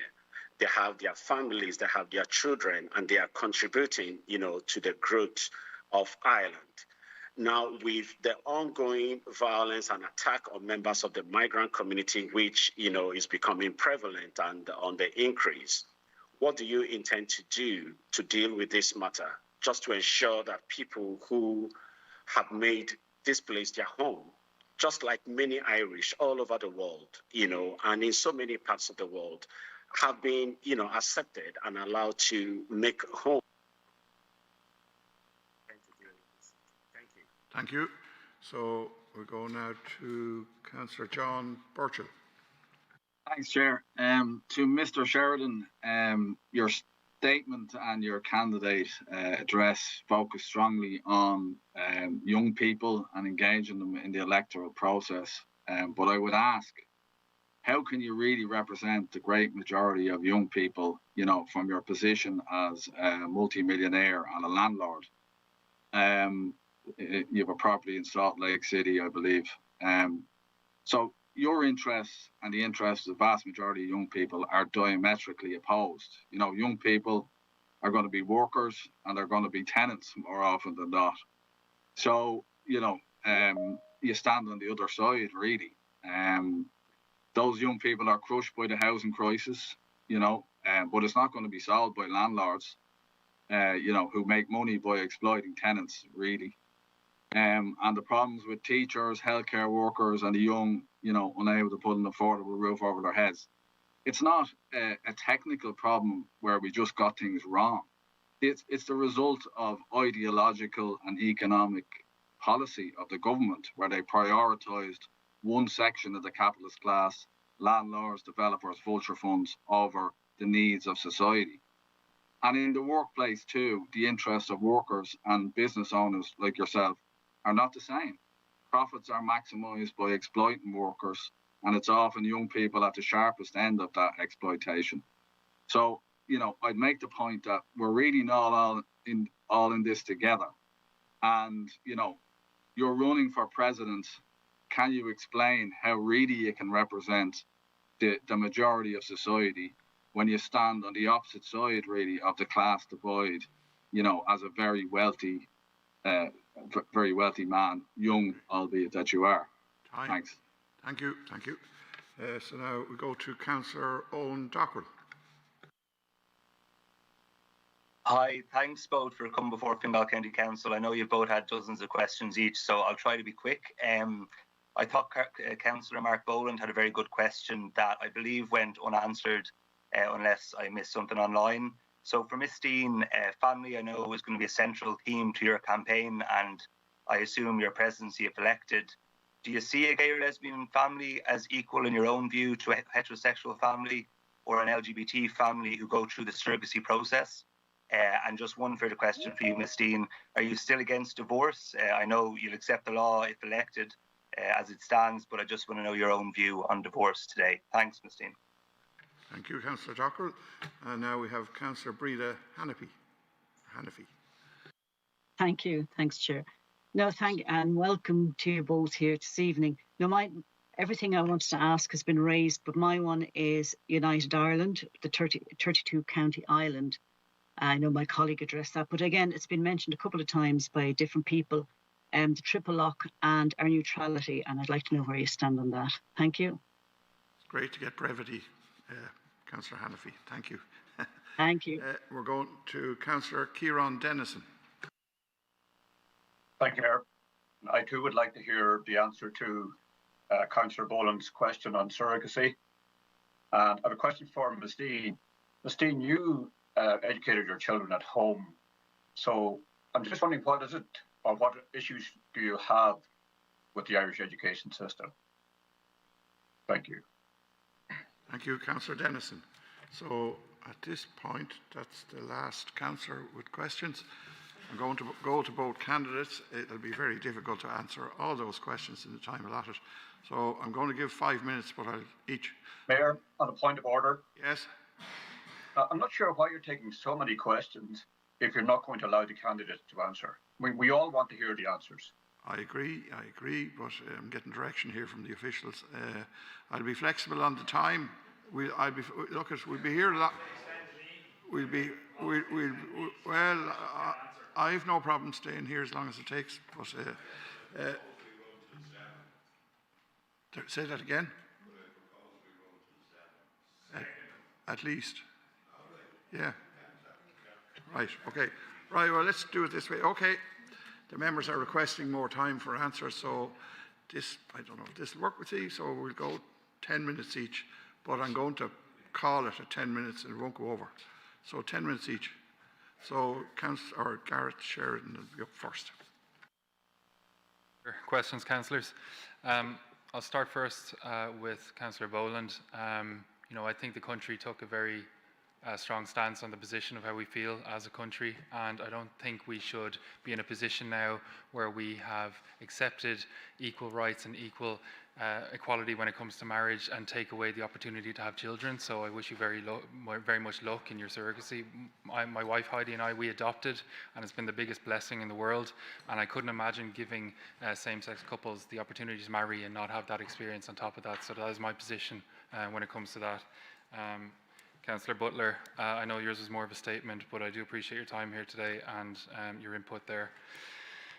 I think the next question that I just wanted to touch on is, how are we looking at it as the presidency, as somebody who will represent and be impactful for older people in the country, particularly those over 50 who have contributed to the country, and we have a duty to make sure that they are looked after as well. I think that's part of the presidency that I want to bring. We have to make sure that it's an inclusive society, and by being in a position where we're losing so many of the younger generation, that we're in a position that it's affecting things like home care, care homes, hospitals. Nurses are leaving in their droves.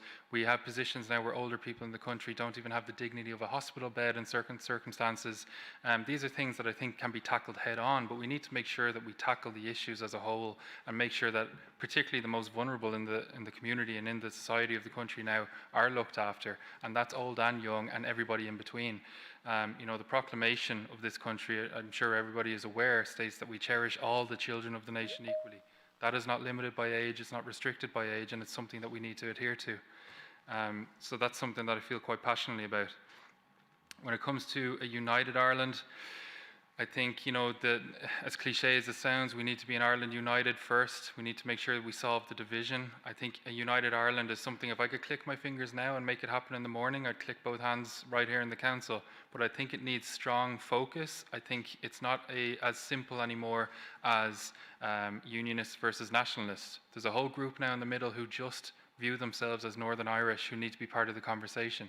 And we need to make sure, if we're going to have a united Ireland, that everybody feels welcome in that united Ireland. We can't leave people out, and it has to be well thought out and thought through, because I think you get one shot at it before you end up being in a position where we don't get a real shot at that for another, quite some time. And it's something I would certainly love to see in the course of my presidency if I was successful. When it comes to the tricky topic of the diktat to block independence, sorry, Gahirlock, I was quite vocal on that, but I fully respect the position of Fine Gael councillors in this chamber today. But I respect that they get to make their own mind up. If they want to block candidates, that should be a decision that they get to make. and not get made for them. I think that's what's healthy for the democracy involved. And that may very well be the case here today, but it certainly should not be decided from Leinster House. That's my position on that. There was also the question about would I welcome Donald Trump if invited to Ireland. I think you'd have to. It's in the role. You can't start telling people that you're going to start turning away people at the door of the Phoenix Park, but you can use that as an opportunity to voice your concerns, voice the concerns of the Irish people, have a democratic, cool-headed conversation about how we feel, and turn that into an opportunity. And I think that extends to anybody who might have a bit of a bad reputation here at the moment, that we use that as a means to discuss the views of the Irish people without overstepping and without getting into policy and politics that you're not supposed to. But certainly we're the land of 100,000 welcomes. That should not change because we disagree with people. Councillor Quinn asked, would I be an inclusive president? Certainly, I think inclusivity is built into what I'm trying to promote in terms of the presidency. I think inclusivity is the key to unlocking the solutions to all of our issues, and we're not feeling like a united front at the moment in this country, but I think we definitely have the ability to. In terms of the 6 counties and their ability to vote, I think if you can run for president, you should be able to vote for the president, and I would wholeheartedly support a vote in Northern Ireland for the presidency. But I would expand that again beyond that to our diaspora, who in some cases have been forced to leave, and they should be in a position to have an input on the future of Ireland and a future and an Ireland that they would want to perhaps come home to if afforded the ability. But if they don't have a say in elections and they don't have an input and they've been forced to leave, I think it sets a very dangerous position for us to be in. And so I would expand that beyond just the north. I do understand now with the amount of Irish passports all over the world, it is not a simple offering, but I think it is attainable, and it's a well thought out option that should be explored. On marriage equality, I think I've touched on that. I'm fully behind marriage equality and expanding beyond that again. I don't think there should be any limitations to having children in same-sex couples. Tom mé Curfaus, Irma Quiguelga, Ach Neil mé Raid Aglafos, Baimach an Seo. I am still learning my Irish again. 7 years abroad will set you back a little bit, but I have been learning with my tutor, McDara, and I've been learning the Connemara Irish, and it's something I expect to continue. And I'm looking forward to also learning Irish and continuing that process with my daughter, Ro, now, having moved home, and she just started Montessori 2 weeks ago. There was also a question about the Sharon Keoghan link. I think this comes back, and it's pivotal to the message that I'm trying to send, is that we don't need to be in a position where we have to distance ourselves or not like each other, or be in a position where we can't get along just because we have different views on certain things. Sharon has been extremely helpful in terms of introductions for me during this process. She has opened a lot of doors. I have nothing but good things to say about Sharon, and I think you don't have to agree with all her policies to find that she is a very hardworking, how would I put it, hardworking and very impactful woman in terms of her position in the Senate, and I have only respect for Sharon. Again, we need to remember that a democracy only works and is only healthy if you can have different opinions and different ideologies with people and sit in the same room and talk it out instead of avoiding each other. There was another question on migrants. I think this is a very touchy subject these days, particularly with the small enough group but very loud group that we see online blaming migrants for essentially our own failures at government level, essentially. It's a frustration that has overflowed, and I think the easy targets are migrants, and it's certainly not something I believe in. If we want to get technical, my wife's American, she's a migrant. It's a welcome scenario in a well-functioning society, and I don't think this has ever been something that we have really felt passionate about like it has appeared to seem today when you look at Twitter and the likes of the socials where that small group is engaging with people. Again, we are the land of 100,000 welcomes. We have populated the four corners of this earth. It should not have come as a surprise to us, given the trajectory of the economy and where the country was going, that people would want to see Ireland as a place where they could feel safe, grow a family, build a life, and call home. And I think that's something that we need to adopt and we need to take on and be proud of. We've come through a lot. Over the last number of decades, we've gone from a very poor, very underwhelming country financially to a top 5 performer on every major index. And somehow we're caught off guard that people want to move here to build a life for themselves.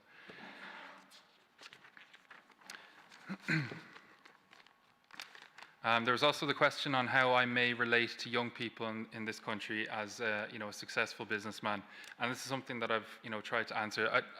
The company was not successful on day one. I went through 10 plus years of trying to build that company to a position where it turned a corner and became successful. Only 5 years ago, I was driving for Uber, I was doing food deliveries, and I was calling home for rent money like so many other late 20s, early 30s people in this country. I know firsthand what that feels like, and it's something I resonate with, and that's why I'm particularly bothered and encouraged by the fact that I see that still happening with people my age today, 7 years later, for example. We rent a 2-bed apartment right now. 1 minute, I don't want to throw you off your stride. 1 minute, just giving you the notice. No problem. We rent a 2-bed apartment in Stillorgan and Dublin as of now. And in terms of the landlord comment, that was our first home that we were fortunate to be able to purchase in Salt Lake City, which we now rent to a young family in Salt Lake for €5 more than what the mortgage payment is on that property. So I would strongly disagree with the sentiment that I'm some sort of landlord.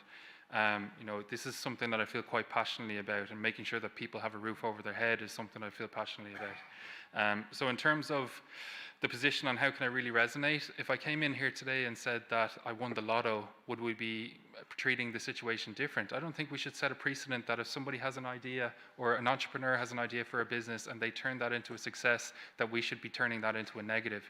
I speak at DIT frequently as an entrepreneurial ambassador, encouraging entrepreneurship, encouraging businesses, and trying to inspire that next generation. And it's certainly not a stance I would take to turn around if they did create a success out of that business and say, well, you don't resonate with the rest of the country now. So that's my stance on that. Okay, time. Sorry, time. So I need the permission of the meeting to extend the meeting. For how long? Up to me, apparently. Well, until we finish the business, I suggest. And we have to do a vote and whatever, and we will finish the business. I'm going to go to Marie Steen in a minute. I've been asked to clarify. Fingal, as a group of councillors, made their own decision months ago to not vote for any candidate, and then the headquarters instruction came, copper fasting that's the position. Anyway, so I've done that. I don't want to bring in speakers. Someone online wants to come in, so I put the record straight there. So now we go to Maria Steen. Can the clock be started again, please? 10 minutes. The clock gets sorted here. 10 minutes. Can you restart that clock?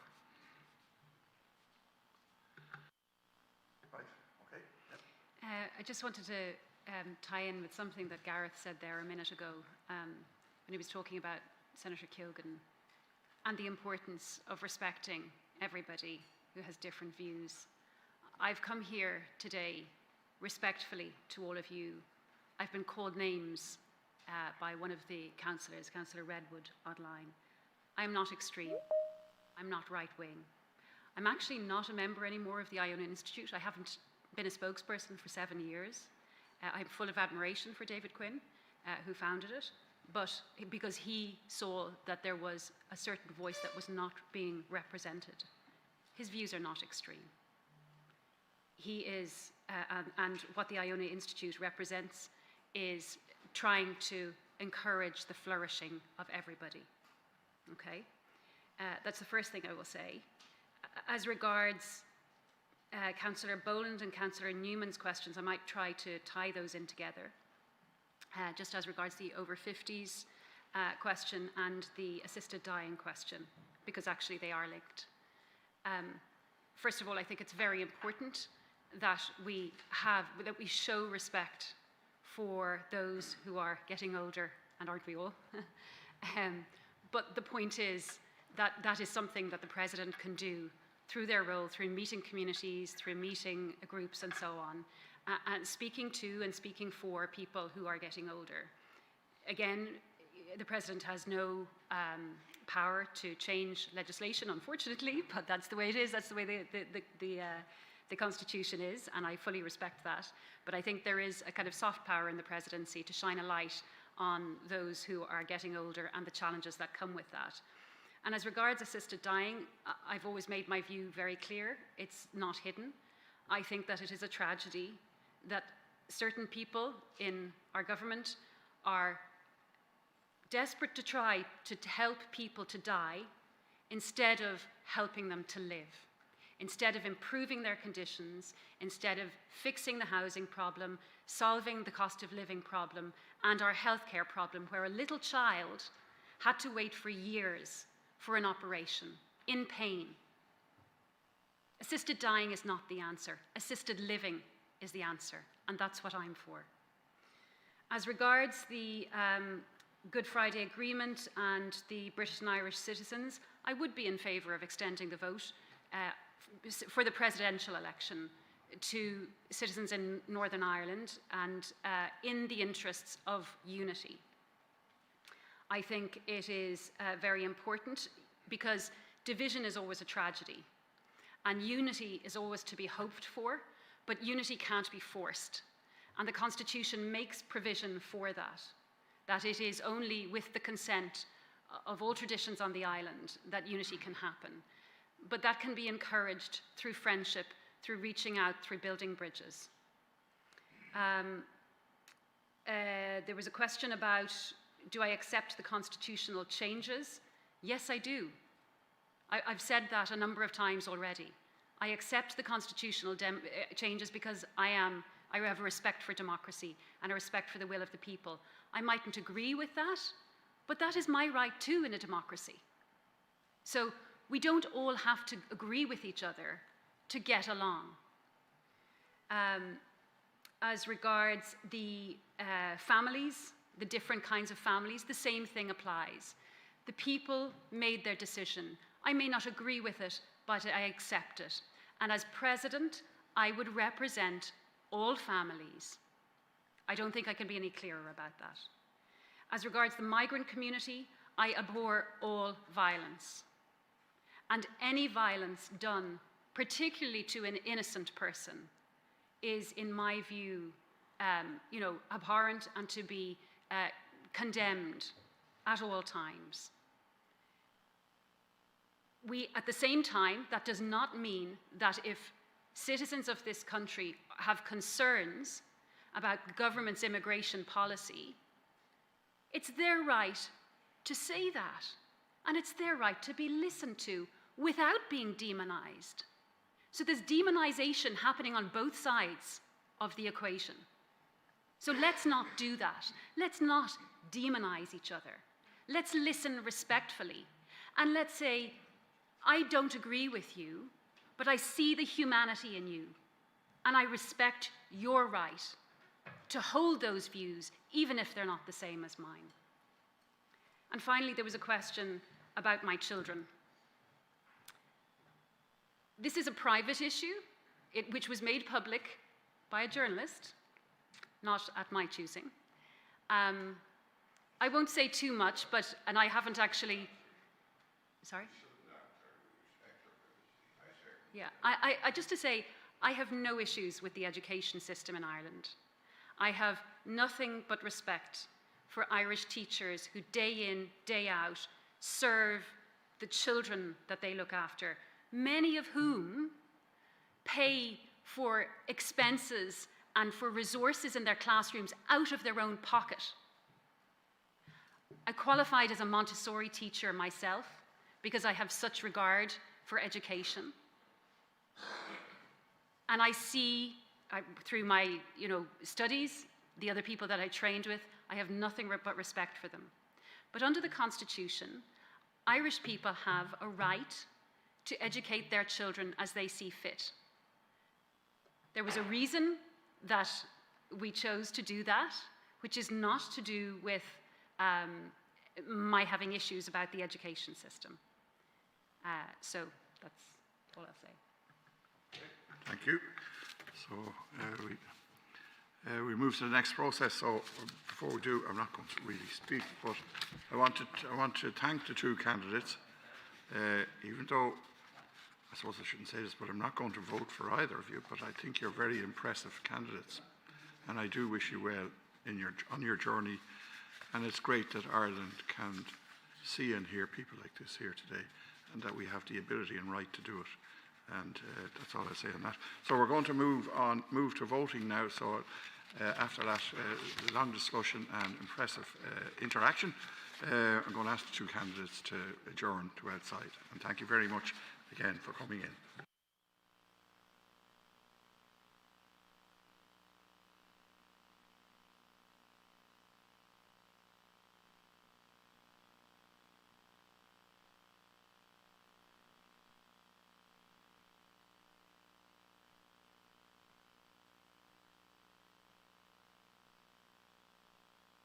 Right. I'm going to go straight into the voting. Well, to the agenda 4 item. So I'll read this out first. Identify a nominee.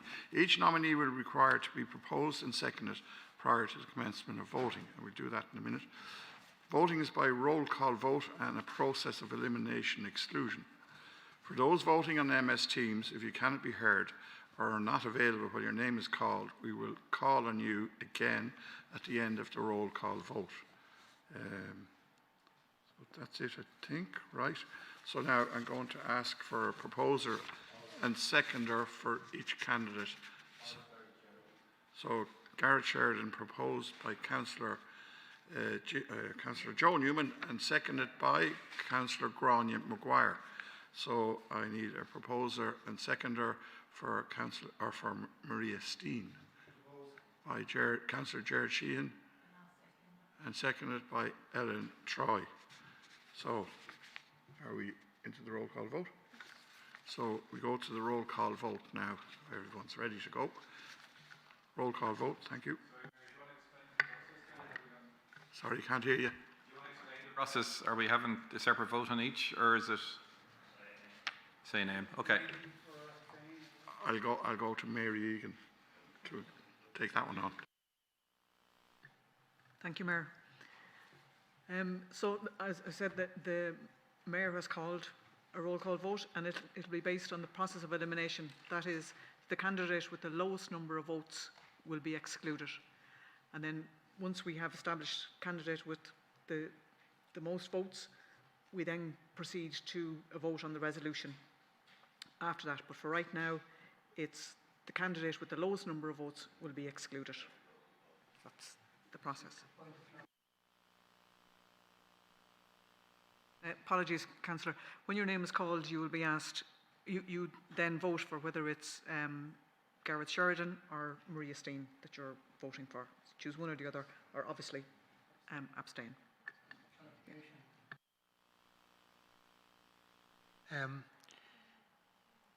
How are you counting the people who are voting for neither of them? It's a good question, Councillor. I was just thinking that.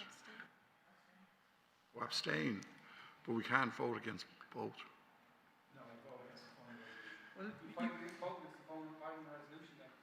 Yes. Okay. Would that be repeated, Chair? Well, I don't know. Is it possible to do them one at a time? We could put in the option of neither. Yeah, none of the above would be a good option. Is that possible? Yes, I agree. How will that look on the count? We would take a minute. Either. We would take a minute. I agree, John. Mayor. Say again. It should be a vote of the names, with abstention being an option. There's 3 ways you can vote. For either the candidates or for abstention. When we come to the end of that, one candidate will be ahead, hopefully, will be ahead of the other. And then the proposition is put to the House. Is this the candidate we support? Okay. Do we support the candidate? All right. Okay.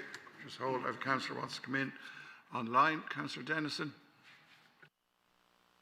Sorry, Mayor. That's about Councillor Boland has more or less answered what I was trying to clarify, that there were going to be 2 votes, one to identify a likely nominee, and then secondly, another vote to decide whether we were actually going to nominate that person or not. Correct.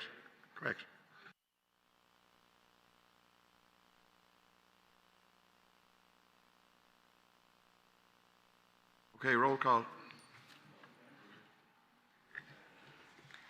Councillor Cahill Boland. Councillor Mark Boland. Councillor Burchell. Abstain, so neither candidate. Councillor Butler. Just going to get interesting. Councillor Carboni Mangan. Down to supporters on each candidate. Maria Steen. Now we see. Councillor Corkery. Abstain. Councillor Dennison. Sheridan. Councillor Dockrell.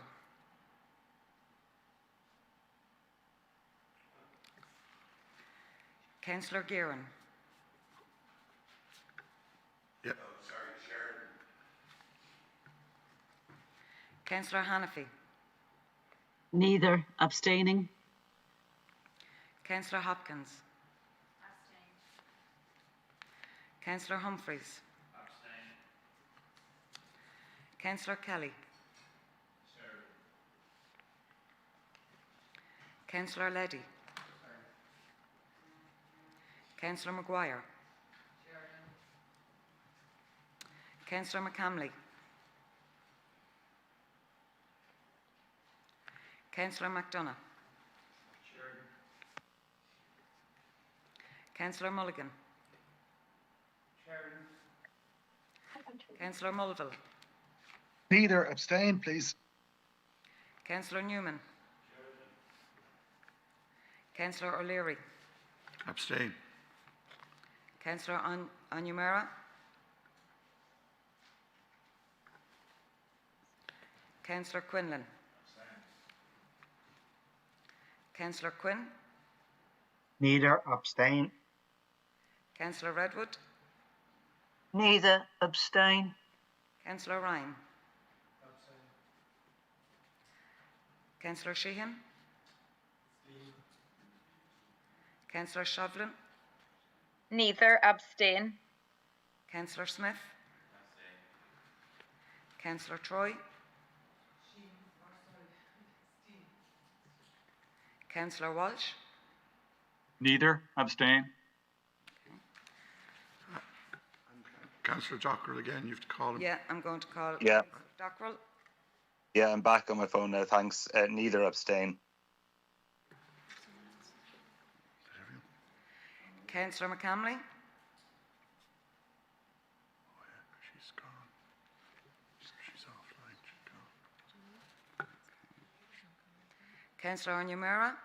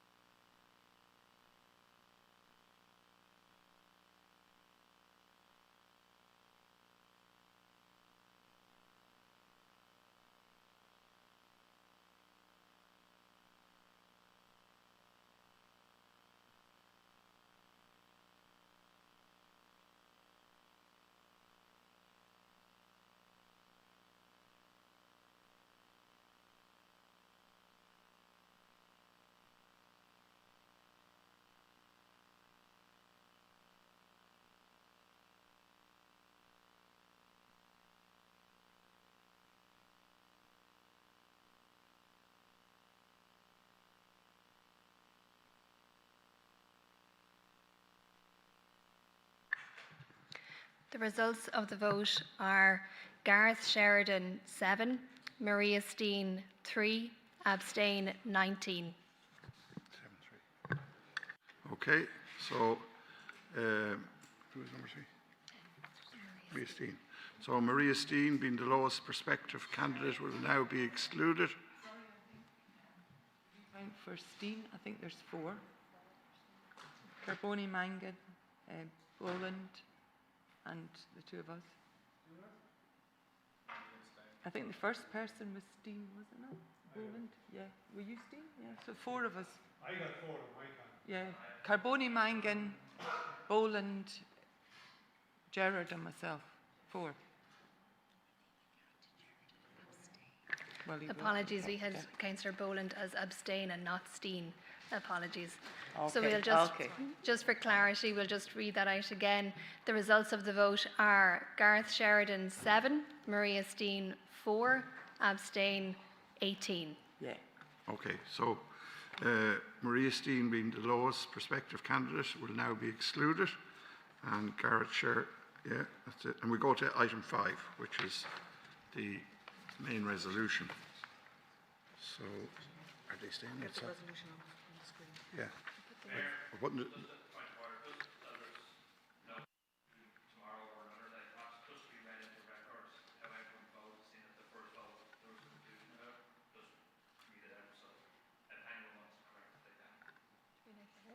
Just read out what everybody was. Yeah. okay, so the official Kira here is going to read that into the record. Cathal Boland, Maria Steen. Mark Boland, abstain. John Birchall, abstain. Dara Butler, abstain. Emer Carboni Mangan, Maria Steen. Luke Corkery, abstain. Kieran Dennison, Gareth Sheridan. Owen Dockrell, abstain. Angela Donnelly, absent. Tanya Doyle, absent. Jimmy Guerin, Gareth Sheridan. Breda Hanafi, abstain. Cathal Haughey, absent. David Healy, absent. Joan Hopkins, abstain. James Humphrey, abstain. Karina Johnston, absent. Jack Darren Kelly, Gareth Sheridan. Tom Kitt, absent. Ted Leddy, abstain. Grania Maguire, Gareth Sheridan. Mary McCamley, absent. Brian McDonough, Gareth Sheridan. Dean Mulligan, Gareth Sheridan. Paul Mulville, abstain. Tony Murphy, absent. Joe Newman, Gareth Sheridan. Owen O'Brien, absent. Tom O'Leary, abstain. J.K. Onwumara, absent. Patrick Quinlan, abstain. Malachy Quinn, abstain. Helen Redwood, abstain. Brendan Ryan, abstain. Jared Sheehan, Maria Steen. Siobhan Shovlin, abstain. John Smith, abstain. Aoibhinn Tormey, absent. Ellen Troy, Maria Steen, and John Walsh, abstain. Okay. Right, so we'll go to agenda item 5, and we'll get the resolution up on the screen. Mayor, Yes? Mayor, if I could just have a moment, please. It's Councillor Onwumara. Just to say that I couldn't see the button to abstain, but I'm here, so I'm not absent. I was recorded as absent, so I'm not absent. Just to mention that. Right. Oh, Just for the vote. Just for the vote. Does he want to vote now? No. and this is over. That's all. Yeah, I'm Okay. abstaining. I would abstain. Yeah, please. Yes, well, if you could record me as abstain. Yeah. Right. Okay. That vote has concluded, so we better make sure you're heard in the next vote. That's over and done with concluded, and no, you can't abstain now. Unfortunately, we called you twice as the rules dictate, and we couldn't contact you for whatever reason, I don't know. So we're moving on to the next part of the item, which is the main vote, the consideration of the resolution to nominate an agreed nominee or not. So it's up there on the screen. I'm going to go through this here now, the note I have. So resolution to nominate. Resolution to nominate the candidate to be proposed and seconded.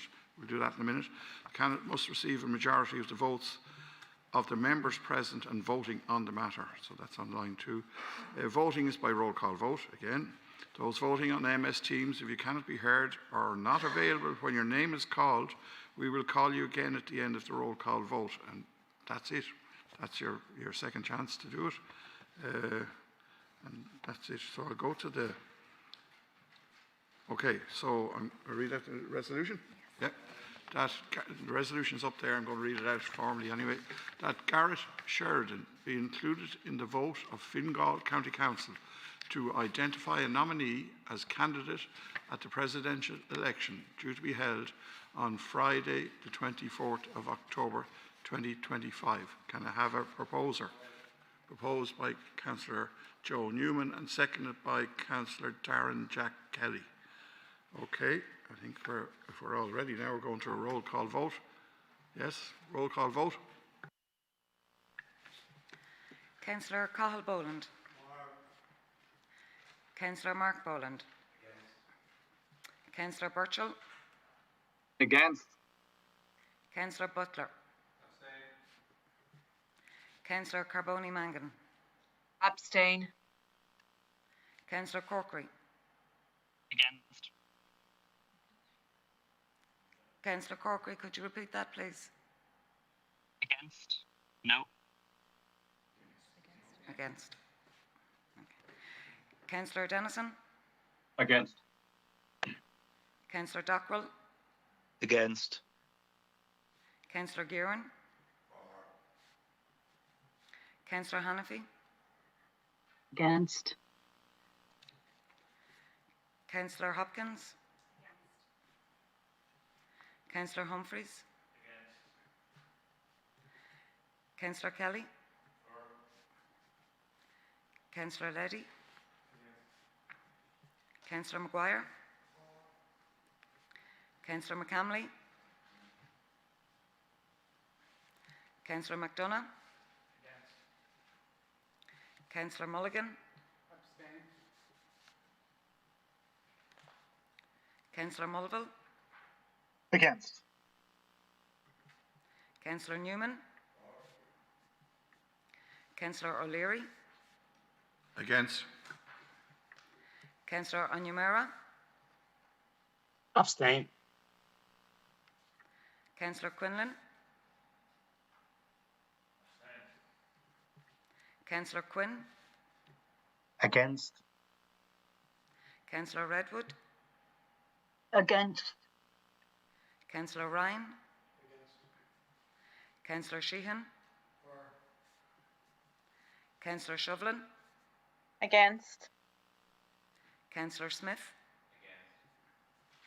Councillor Troy. Councillor Walsh.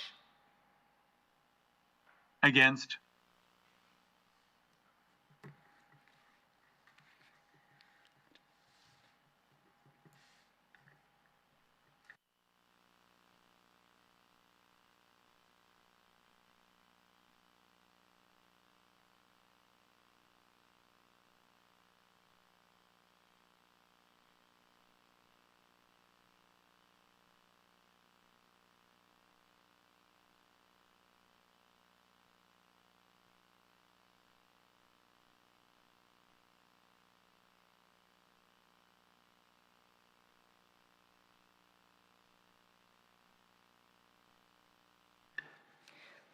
The results of the vote are 4, 7, against 18, abstain 5.